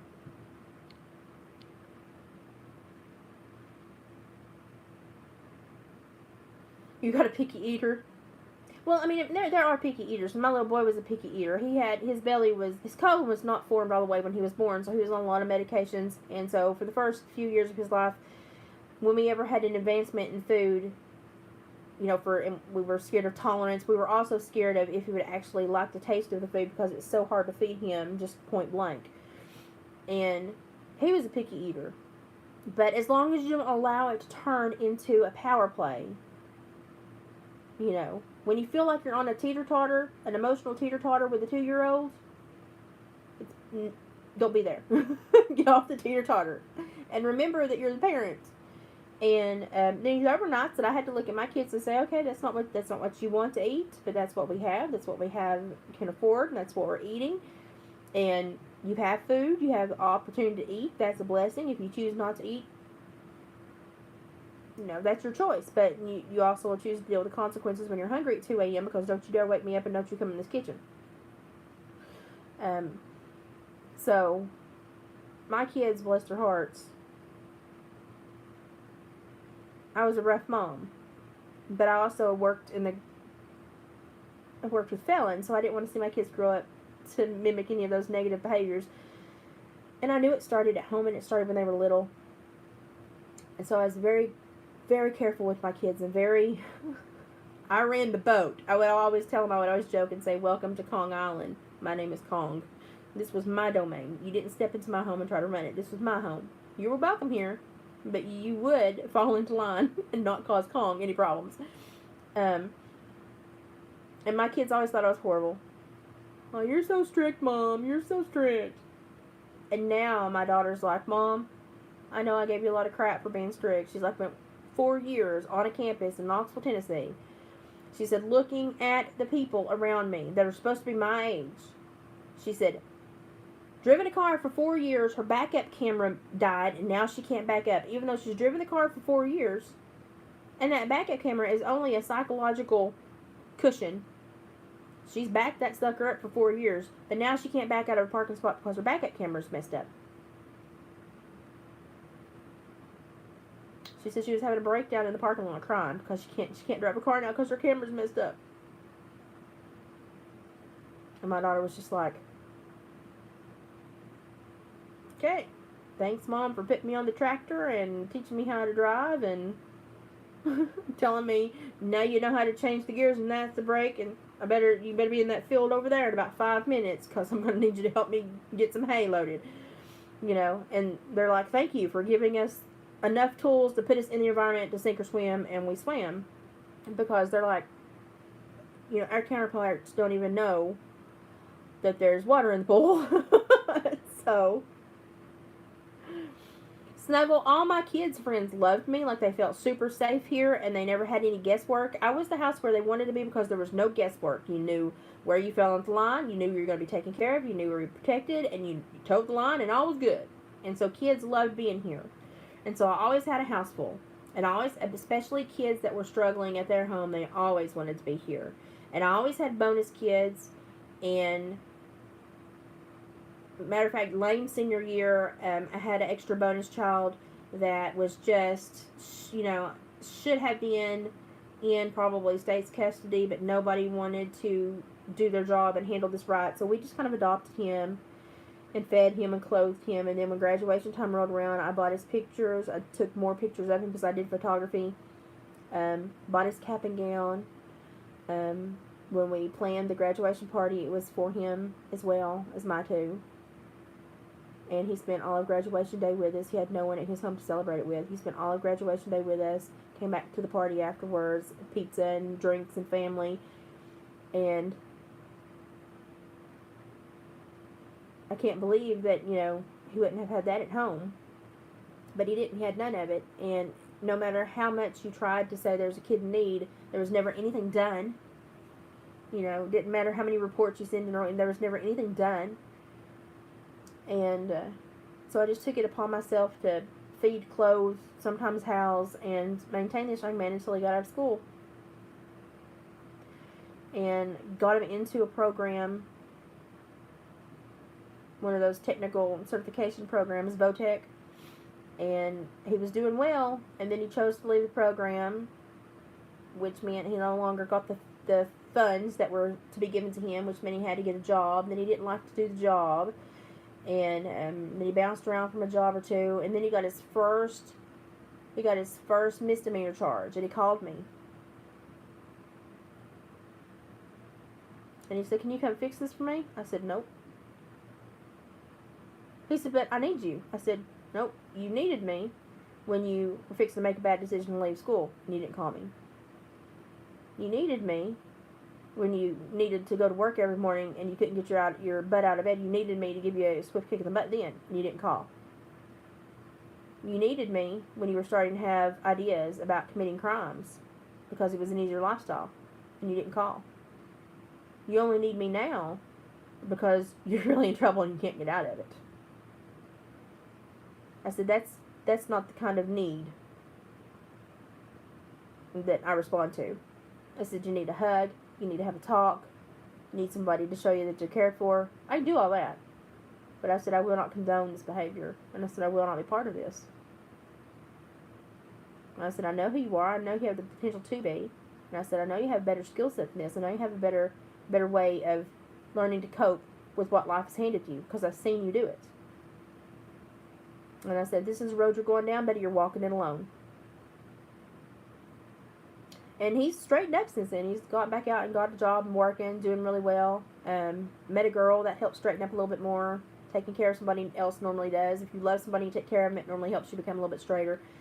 And I think just had his first child, and life has kind of calmed down, and he's kind of understanding what responsibility is. So, you know, it kind of smacked him between the eyes, but he hung on. Now, had I got him out of that or tried to help smooth over, no. it would have been all the wrong lessons, and he would probably be 10 times worse than what he was. So I wasn't about to help him. Sometimes it just has to hurt. Sometimes you stick your butt in the flame, you're going to get your honey burnt, and it just needs to be burnt. You know, I'm helpful. I'm probably too helpful to most people, but as I told a friend today, I will not sweeten the tea of someone else who chooses to not even make their own.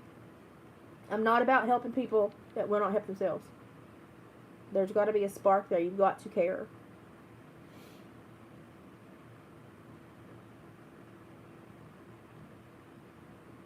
You had 30 kids, yeah.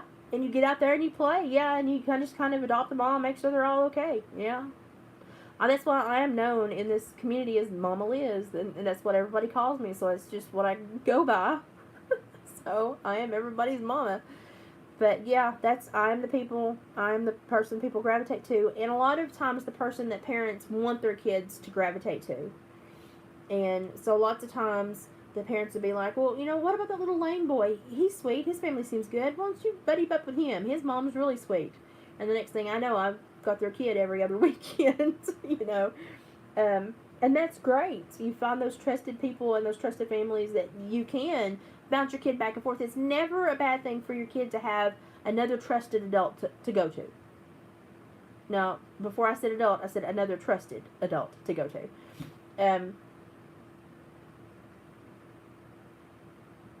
But I think we now can see that the government programs failed. The government interventions failed. There is no replacement for family, love, bonding, actually caring about someone that you're intervening in their life. There's no fill-in for that. There's no replacement. And I think we're just now seeing that the repercussions of it.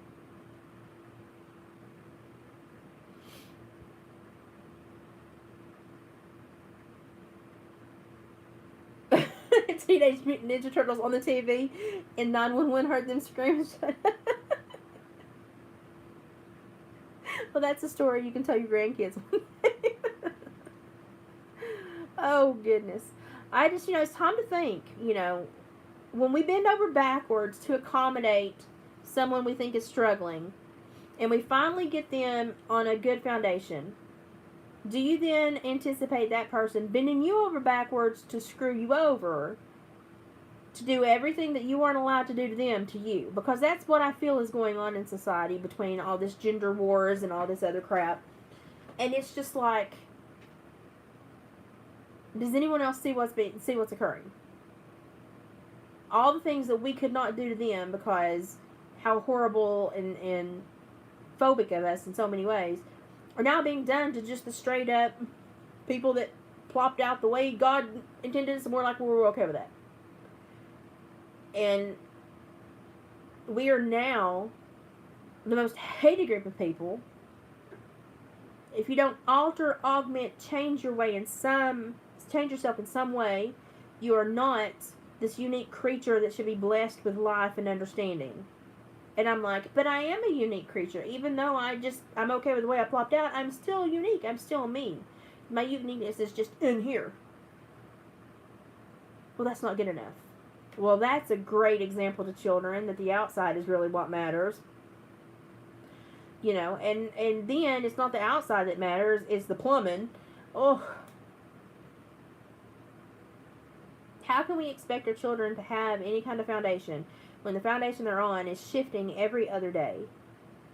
The foundation is being bought every other day by a different demographic, a different politician, a different political party, a different agenda, a different propaganda machine. And those of us that are smart enough to see it and go, no thank you, we have become the bigots. Because we're smart enough to sit back and go, no thank you. And they know that we're sitting here and we're going to emotionally, mentally be okay. We're got a foundation. We're okay with ourselves. We're here. We're dangerous because we're okay with ourselves. And we don't feed into the emotion, the drama, the endorphin rush, the adrenaline and serotonin and dopamine. We don't feed into all that. So if we don't feed into all that, why are we dangerous? Because you control people who are confused, or emotional because you control them through the chemical hits in their brain, and you create that reward system, much like the kid with the mini ice cream sandwich. And once you lose balance, it only gets worse. So they lost balance. It's only getting worse. But the war is now turned back on us, people that are just like, we're okay with who we are, you know, and now we're the enemy. So it's just strange. It's just strange to have been completely compassionate and been like, okay, if that's what you need to feel respected, I'm cool with that. That you can exist in this world. I don't mind that. You can do that. You can have that. I'll call you that if you want me to call you that. I just want to be a female. I can't. Oh, that's disrespectful. But it's disrespectful to me to not be able to be what I need to be. But I wanted you to be able to be what you need to be. What about me? I just want to be me. I can't be me.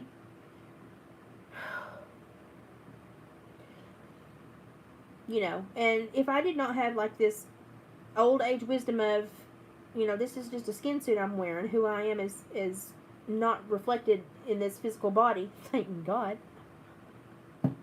Because Kate Moss, I am not. But I am this person intrinsically. There's so much more worth to me, so it doesn't bother me. That means I am, you know, like, priority number one bigot to them, because I'm just okay with me. And I'm like, how did that happen? Because I'm like the nicest person you'll ever meet. I've got Freddie Mercury all over myself. I'm really tolerant. How did I become, you know, this evil person that you think you need to watch out for? Well, because you're okay with you the way you were made. What does that have to do with you being okay with you? Well, nothing. But we're just dangerous because we don't fluff up the narrative. We don't add integrity to their narrative. They need integrity in their narrative, and we don't help that. And I'm like, I can't help you there. Can't help you there. Just watch. Start watching your forums, ladies and gentlemen, and see if you can't just be a woman. You gotta be cisgender. Look up where cis came from, who created that term, why it was applied, and how. And you will see why I refuse to ever click anything, mark anything that says cis on it. Absolutely not. I put NA, not applicable. Because nothing described me, and I thought if everybody else can do it, I can too. It's like the roles have been reversed, and now us normal people that just plopped out and are okay with their bodies, we're going to have to now fight the war to be okay with our bodies without modification. But we're going to have to fight it the same way that they fought to be okay with their bodies with modification. Because it's the only language they speak. And that's sad, because we opened up a whole new world within our society to create a safe place for this. And it's being used against us. And now anyone that is not just cheerleading the cause is a horrible bigot, rather than just someone who is okay with themselves the way they popped out and doesn't want to take the time to wrap their head around everyone else's problems. You shouldn't want to always take the time to wrap your head around everyone else's problems, because when would you have time to wrap your head around your own problems, live your own life? But I don't know. Between seeing that boy have that breakdown because his friend ordered sausage, and the form that I had to fill out this week, it's just been like, I don't get it. I don't get it at all. I'm trying. You know, I try to break it down and psychologically make sense of it. But the thing is, you know something? That gate has been left open and the heifers are out. And we're beyond making sense of things now. We just have to understand that sometimes certain things are going to be manipulated, and this is one of them that's going to be taken and manipulated the hardest, the most, and it's going to be upsetting to watch, and it's going to cause a lot of harm in our society, and it's going to create a lot of damage within the psyche of a lot of young people, and it's going to take us a few generations to get over this and to get to a healthier space of being. And I have no problem with anyone's sexuality. I have a problem when it starts to bleed over into other areas and affect other people, when the goal was no one affect anyone. But they just don't see it. They don't see their world affecting me as a bad thing. And they can't understand that everyone else didn't see, well, you didn't see your world affecting me as a bad thing. Well, I don't see my world affecting you as a bad thing. We're not set up to see it like that. You have to be really open-eyed to understand how we interact and how we bleed over and how we sometimes cause harm and don't. But the fact that they're okay with whatever harm they cause, almost gleefully so, and that they even set it up to record it at restaurants and post it on social media, blows my mind. So they're feeding so much more than just a sexual identity. They're feeding so much more than just a little state of confusion over this. They're feeding an ego that was created. And I'm sitting here going, wow. Because now I'm understanding how the rest of us are in a place of complete subjugation. To the point where I'm not even represented on a forum. And it's fine because I shouldn't be. That's old school. That's old way of thinking. But when they weren't represented on the forum, it was bigotry and hate. But it's not anymore. It's not anymore because it happened to me, not them. So, I don't know. I just try to always pay attention to, groups in power that want power, that thirst for power, what happens when they get power, how do they treat everyone else. And this is one of the most radicalized groups that I've seen thirst for power, beg for power, grieve for power, get power, and then immediately turn that power into hate. And like the condemnation of everyone that is not them. And so much that they need 30 days to parade naked down streets to show you how much you are not like them. But that's only the fringe minority, because the majority of this group of people live just like you and I, day to day, rationally, logically, and in dedicated relationships. And there's really not, mirror image wise, there's very little that is different. And I'm fine with that. But this fringe, top tiny percent, and I guess the fringe top tiny percent on any group takes it to an unhealthy place. But this is the most unhealthy display of behavior I've seen in a long time, between the parades that I've seen this year, the behaviors of the, not even just the parade attendees that like are in the parade, but the parade goers. Taking your kids to drag shows, having your children throw money at a grown person with a sign behind that grown person that says it's not going to lick itself.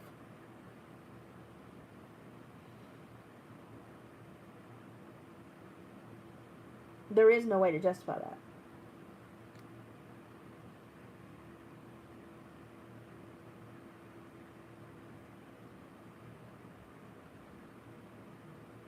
No, there is like a standard behavior protocol when you're out, is to be aware that you are in society in a shared reality, and that basically, you are yourself, but you understand you're in a shared space. And so it's just like sharing an apartment or sharing another living space. It's just a shared reality. And so you have a mutual respect for everyone there, and you try to behave in a manner that makes everyone feel welcome and safe. But that's no longer the goal. The goal now is to use those shared spaces as a place to display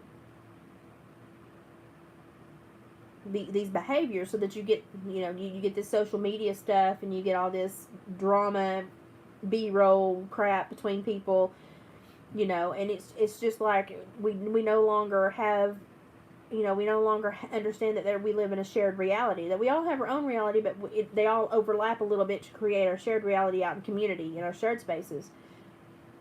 And it takes very little to just say, okay, I'm in a shared space. I need to watch my P's and Q's. I need to be respectful. I need to not try to step on any toes or, hurt anyone else's belief patterns or belief systems or ideology or anything. Just kind of be nice. But I've never seen such a group of antagonists. And so they go into these shared spaces. You can do whatever you want to in your private space. When you go into a shared space and you start doing stuff in a shared space that you're supposed to be doing in private spaces only, that's when I start to have problems with it. Because that's disrespectful. It's just disrespectful. And I don't care if it was a straight couple behaving that way or not, any couple behaving that way. I'd be like, take it home. Stop it. Not necessary. But then they want to do that, and then they want to scream bigot or homophobe or something like that. And I'm like, no. No. That is something you do in private at home. That is not shared space, community, behavior. But nobody knows that anymore. Now, the shared space, the community, the public forum, basically, the public areas, that is their stage. To where they go and create, these big, drastic reveals of various things and take people's responses and become a social media star by just creating upheaval in their community. Just by being a shock and awe campaign. And it's like, it was so not necessary. But they always have in the back of their head, but if somebody tries to tell me what I'm doing is wrong, or if they arrest me, or I can say you're a bigot, you're a homophobe, this is wrong, and I can get hundreds of thousands of people to call, complain, text, report, out of guilt. Why do you have guilt? I don't have guilt about the way someone else chooses to explore and display their sexuality. I ain't got no dog in that race. If I'm not participating in the act, then I don't care. Leave me alone. So, and it's just kind of that simple. It's that simple. Unless you're hurting somebody or breaking a law behind closed doors, I don't care. But they now do it in a community display to try to create rifts, try to create behaviors so that they can garner more support and guilt everyone else and try to say that everyone is, I had the word turf thrown at me, which someone explained to me, and now I've already forgot what it means, but apparently that's what I am. Because I just popped out of my mom and was like, cool, I think God made me right. I'm good with this. And I'm a horrible human being. And it's like, people, stop placing so much of your own self-worth and your, just you. Stop making other people responsible for you and how you relate to yourself. Because they're not responsible for that. You relate to yourself. Those pronouns, like I said, they're a bitch. You relate to yourself. You. There's no third party in there. That's your relationship with yourself. And you shouldn't be dragging people and their embarrassment or their anger or their beliefs into it to justify how you feel about yourself. It's just crazy. Oh yeah, she's finally, okay, for everybody needing to catch up. I'm sorry, this has been my week. And we'll literally chew on a topic until it's, yeah. And I'm chewing on this topic this week. Pregnancy, Kaylee is just now starting to really show good. Like, she's just starting to get round. And I've done told her that whether she wants those pretty, pregnancy pictures done or not, we're doing them. Like, I'm buying the stretchy dress, and I'm putting her in the sunset and the evening light, and I'm taking those pictures, and she's just gonna have to be okay with it because I want a canvas of her, And of course, this is her first child, so she feels extremely swollen and puffy and not beautiful, and so she will not understand how beautiful a woman is until after she's had the baby and she gets to reflect on it. Then you realize how amazingly beautiful a woman's body is when it's doing what it's doing.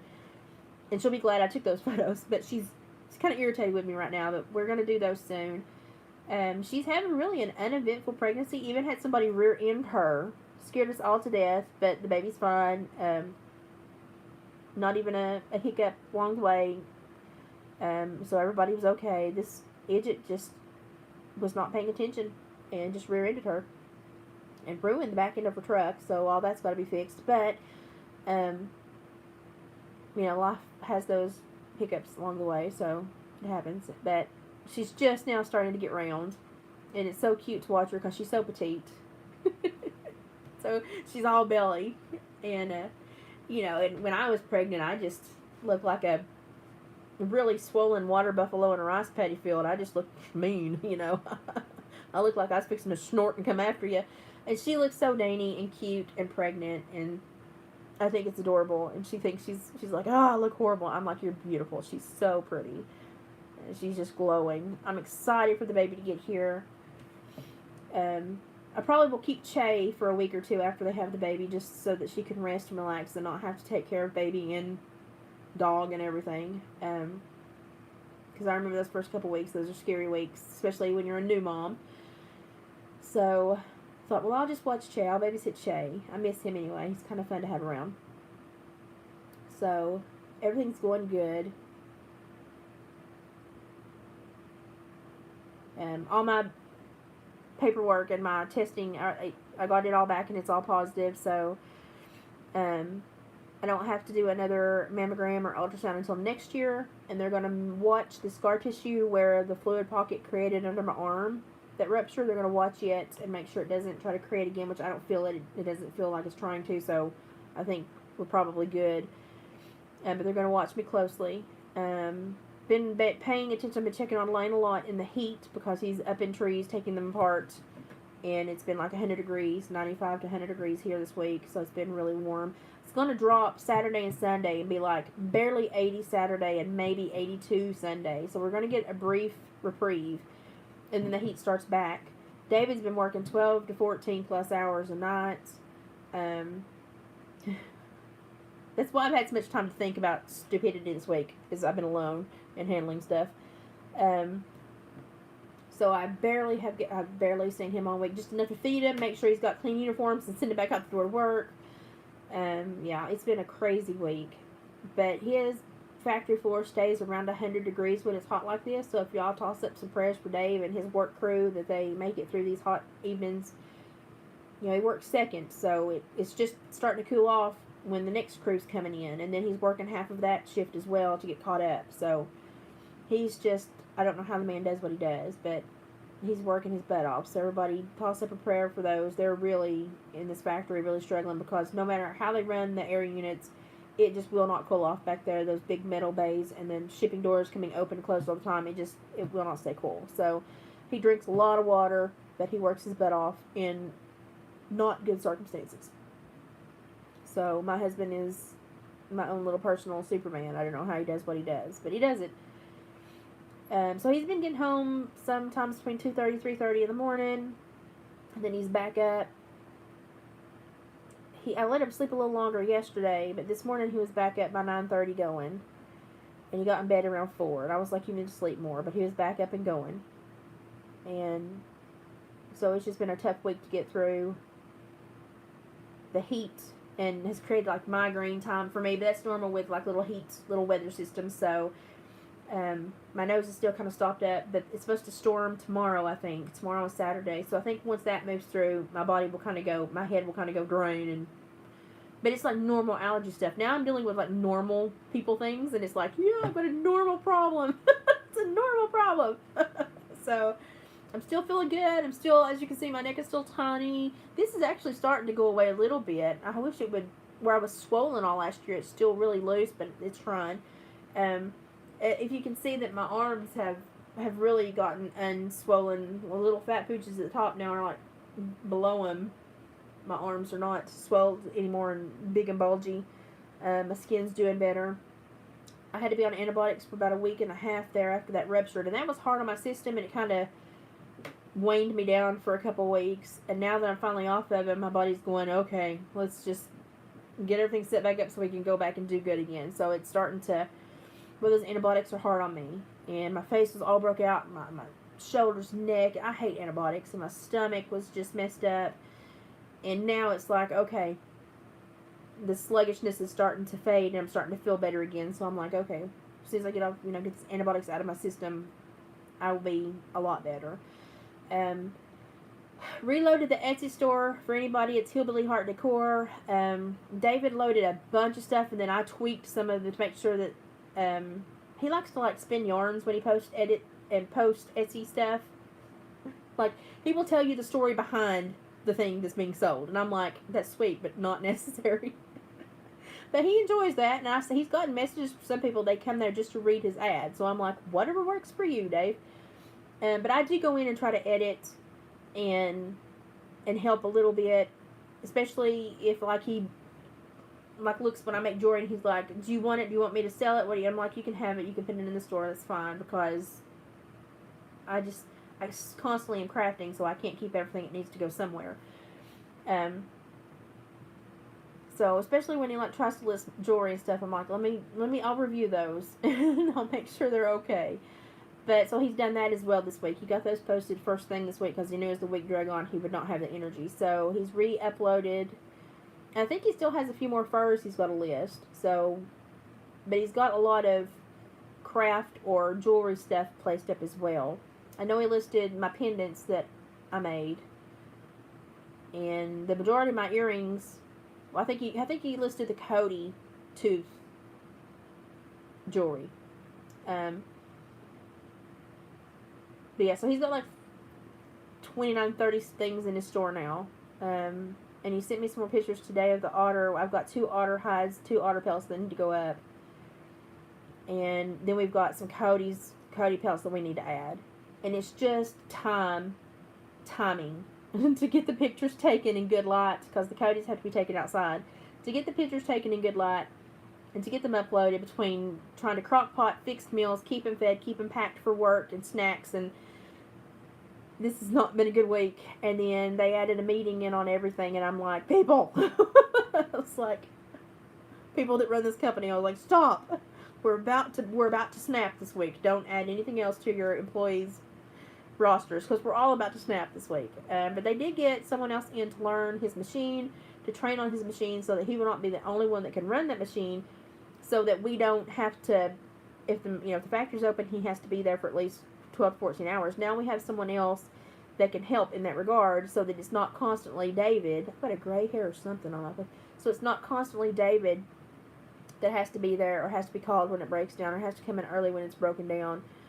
So that will, I'm sure, be beneficial if they choose to stay after they get trained in. Right now they're training in. But so far, so good.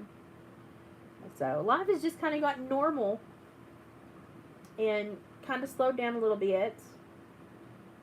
I'm trying to finalize a bunch of the smaller crafts. I've got a few things I'm making for friends. Denise, you've got a box shipping out in the morning, but then you're going to have a separate box come later, because I'm working on something else for you, and it's free. It's just something I'm making for you, that I think you would appreciate, enjoy, and maybe even need. So I'm making it for you, and it will come later. That, and because I'm afraid if I were to try to finish it tonight, and even if I carefully wrapped it, I'm still afraid the colors would bleed on it. So I'm sending everything that's done to you, and then I'll send the other thing I'm making later. So it just pop up randomly. I probably will forget to even tell you when I mail it. But, so you'll get a secondary box from me sometime after that. I did get taken scavenging, and I do have a lot of teeth, coyote teeth, and some beaver teeth. And, I'm trying to, as soon as it cools down, go to a farmer. He lets me go to his we call it the boneyard, and he's got a lot of cow skulls. I would love to get some of the, not the ginormous cow teeth, but the mid to smaller cow teeth, and make cow teeth jewelry. Because you can, like, paint them suckers. They're big enough to do something, too. And so, like I could even, like, Mod Podge dried flowers and stuff onto them. So there's a lot of stuff I could do to a large base like that, and then still do a really pretty wire wrap. And I'm trying to learn the wire wrapping. Some days it's good for my hands and it's easy, and some days it's difficult, but I'm learning. So I will only get better as I go. I don't think I'm ever going to be able to do a lot of the intricate braided multi-level weaves, because my hands just don't hang on that long. I do really good, but the strength and the power are not that consistent for those pretty shapes and stuff, and to be that consistent. So I don't know if I'll ever get to that level, but I mean, I'll get to where I feel comfortable, and then I'll find my niche. But I'm really wanting to get some cow teeth, and I have 2 cow skulls. I have a cow skull on each porch, and so I don't need any more cow skulls. Those suckers are too big to ship, and I don't need any more on my own property. But I'm trying to get some different stuff to do some jewelry with, and I found out that it's called vulture culture. I did not know, but it's called vulture culture when you go out and you get like bones and stuff and you turn them into stuff. So I've started to tag that on Etsy. I'm learning all these tags now to get people to look. I'm learning. But yeah, I've got some ideas and stuff, and the only bad thing about summertime is we've got the garden to take care of, and I've got vegetables to put up, and so I've got other responsibilities, and I have to make sure I put my energy where it's the best for the family. And right now it's going to be putting up food. So we're putting up our vegetables and canning and putting up stuff that needs to happen, because I just know it's not going to be a good winter. So I may not be as creative as some of you want me to be this summer, but it's because I'm probably standing over a hot water bath or a canner and sweating, and that's where my energy is having to go, to put food up for the winter. So I hear a siren. Well, it's weird to hear a siren this late around here. That's strange. But I may try to film some of the canning, and I'm even one that if I don't want to bring out the pressure cooker and stuff, I will even like do a couple of quarts or a few pint jars in one of my Instapots. Y'all, shortcut everything. Just be safe. Pressure cookers, obviously, you have to be careful with them. I grew up with them, so it's just normal for me. But that little Instapot, you know, it heats your house up a whole lot less, to be quite honest. And yeah, you can do a smaller amount per session, but it also takes a shorter amount of time. So honestly, I do about the same. I'm just maybe running back and forth, handling jars a little bit more frequently with the Instapot. But well, honestly, no, because if you really average it out, when I take 10 out of the pressure cooker, I'm taking 4 out of the Instapot. Really, I'm probably doing about the same amount of running. But the Instapot is great. It's a great little cheat sheet for canners. Hot water bathing is because when you do certain things and you use vinegar and you do certain recipes, you can hot water bath them for up to an hour, and they'll stay for 2 to 3 years. So I do a mixture. I would much rather hot water bath something over a fire outside than can something on my stove inside. I'm just one of those old school people. But no, I'm that little Instapot's handy. So if you want to be a canner and do the cheat sheet canning, Instapots are your way to go. But I'm just busy. The summertime is a busy time, and I try to be outdoors as much as possible if I'm healthy. And I'm healthier this year, so I'm trying to be outdoors more. But this week has just been too hot. So David did get my pool up. It's ready. I'm going to actually try to jump in it for a little bit tomorrow and do some stretches and clean it a little bit. But I feel like I'm getting back to a good level, and I don't feel I don't like have any huge continuation of health issues that now need a resolution. So I'm just handling day-to-day RSD issues, and I feel like I'm in a much better place. I don't know how long it will last. I hope it lasts for a while, because the last year has been heck. It's been crap on a cracker in my world last year. Let's just say it. So I'm hoping that this good stretch lasts a little while, and because I want to be healthy when the baby gets here, so I can really enjoy the baby as much as possible, and get to spend as much time with the baby and be up to babysitting and really being a greenie. I want to be able to spend as much time with that baby as possible. So that's kind of all my focus is, just putting food away, which is a normal summer thing anyway. We just amped it up a little bit this year, and getting ready for the baby. So that's where we are. I just had thought about that since that happened, and then you think back about things that have happened in the last few weeks, and I realized that I'd also seen the restaurant display and had some conversations with some people, and I thought, well, let's just talk about this while I finish this dream catcher, which is done now. I might add a thing or two, but it's predominantly done. I think it's the prettiest one, but I like the old world charmy looking ones. So look, there it goes. There's a little crooked one, I think, there. So that's stuck to me. So these are empty casings, so no worry, there's no bullets in there. It's empty casings. But it's got a bobcat jaw. It's got 2 bobcat jaws. So, and pheasants. And I put one or 2 turkey feathers up here just for it to kind of catch the light. But I like the rustic looking one, so that one I think is probably my favorite. Now the girl one I had fun making. I made it girly, and obviously when she gets it, she can change it as she grows and augment it to what continues to suit her as she grows. But I just really like the ones that are really as close to old school that I make. I really like those. So this pheasant one is my favorite. When I lay them in the box, I'm going to have to fold the feathers up over, and the feathers are very fragile. So when you unwrap and unpack, be careful because the feathers will be folded up and over. And so when you take them out, you'll have to hold them and let the feathers fall back down. And they'll probably have to hang for a day or 2 for the leather to bend out. But it's the only way that I can get them to you, because let me tell you, it took me over 2 weeks to find this box.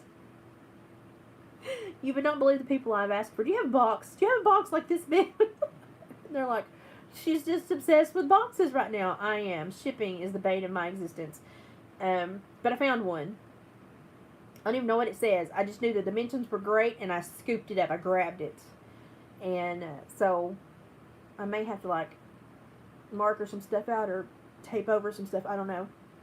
I will ask the postmaster tomorrow, because when I found it, I was just so excited, and I got home, and like I had like a mini celebration because I found the box, because I've been looking for so long. And so now I've had the box, just staring at it this week, going, I'm putting it into my brain to remember it forever, because now if I ever have to make another package like this again with a quilt and dream catchers in it, I know exactly what kind of box it needs to be now. I know what it needs to look like. I know the dimensions. I'm on it. No more, will it fit? I know now the box I need. And so I'm going to lock it into my memory so that when I see them from now on, I will be grabbing them and keeping them forever until I need them, because these boxes are the hardest to find. Oscar's looking at me. He's so mad. He's like, I've got to go outside. You need to shut up. So I'm going to hash. I'm going to clean up my crafting space, and then I'm going to try to lay down for a little while. I've got beans in the crock pot going. I wanted beans and cornbread and candied cucumbers. That's what I wanted tomorrow for dinner. Will I eat a lot of it? No, but that's what I wanted. So that's what I've got making. I've got ham in with it. And hopefully David will come home at some point. What is it? 2:13? He'll be home at some point, y'all. This is a late night. And I promise not to beg y'all tomorrow unless it's at normal hours. But I got up and I thought I'm gonna attend to this business right now, since it's cooled down and I've got the energy to do it, and I'm glad I did it. Because if I'd gotten up in the morning to attach those last few leather spots, I don't know,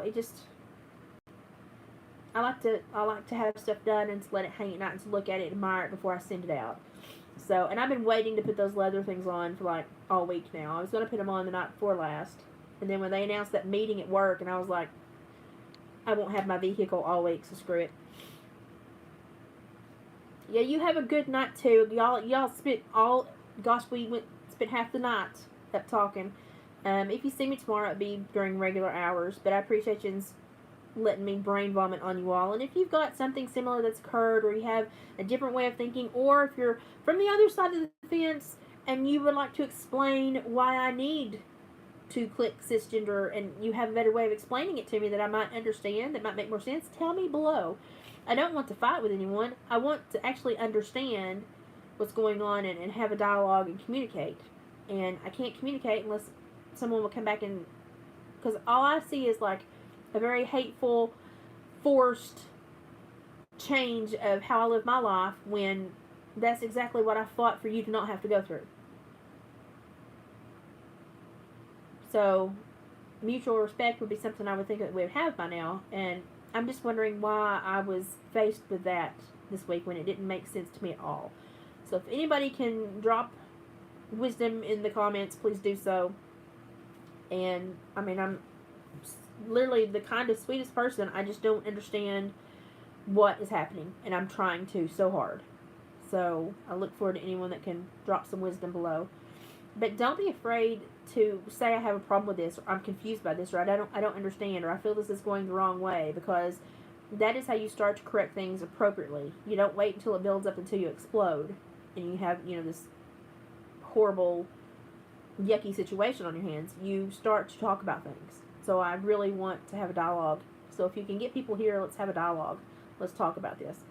Otherwise, we'll try to do something funny tomorrow. And if I'm crafting, if it cools down, if I'm crafting, I'll come back and craft during better hours, and we'll take it from there. I know that Saturday David has to work. I'm hoping they don't put him on working Father's Day, because Father's Day is big for us because he adopted my children. So Father's Day is a big day for us. We celebrate it. I want him home. We'll see how his schedule goes. But right now, I know he's at least working Saturday. Pray for him that his hours get better and the factory stays cooler, because my poor husband. I worry about him. But I love you all. Thank you for spending time with me. And never be embarrassed to have the conversation you feel you need to have, even if it's on a YouTube platform. Just be respectful and literally try to express it in the most compassionate and open way possible. And then maybe you'll get some hits back and you'll start to understand what's going on. And maybe who knows, maybe in 2 days I will have a better understanding of why they're changing things on forums that I don't think need to be changed. Maybe there is a reason behind it that I don't know. I would like to have that information, though, so that I can make my own decision as to if I agree with it or not, because right now I don't. Maybe we'll get there. That is my hope.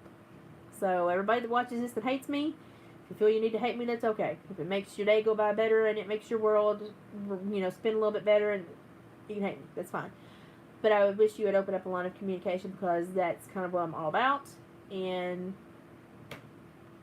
we're losing our world.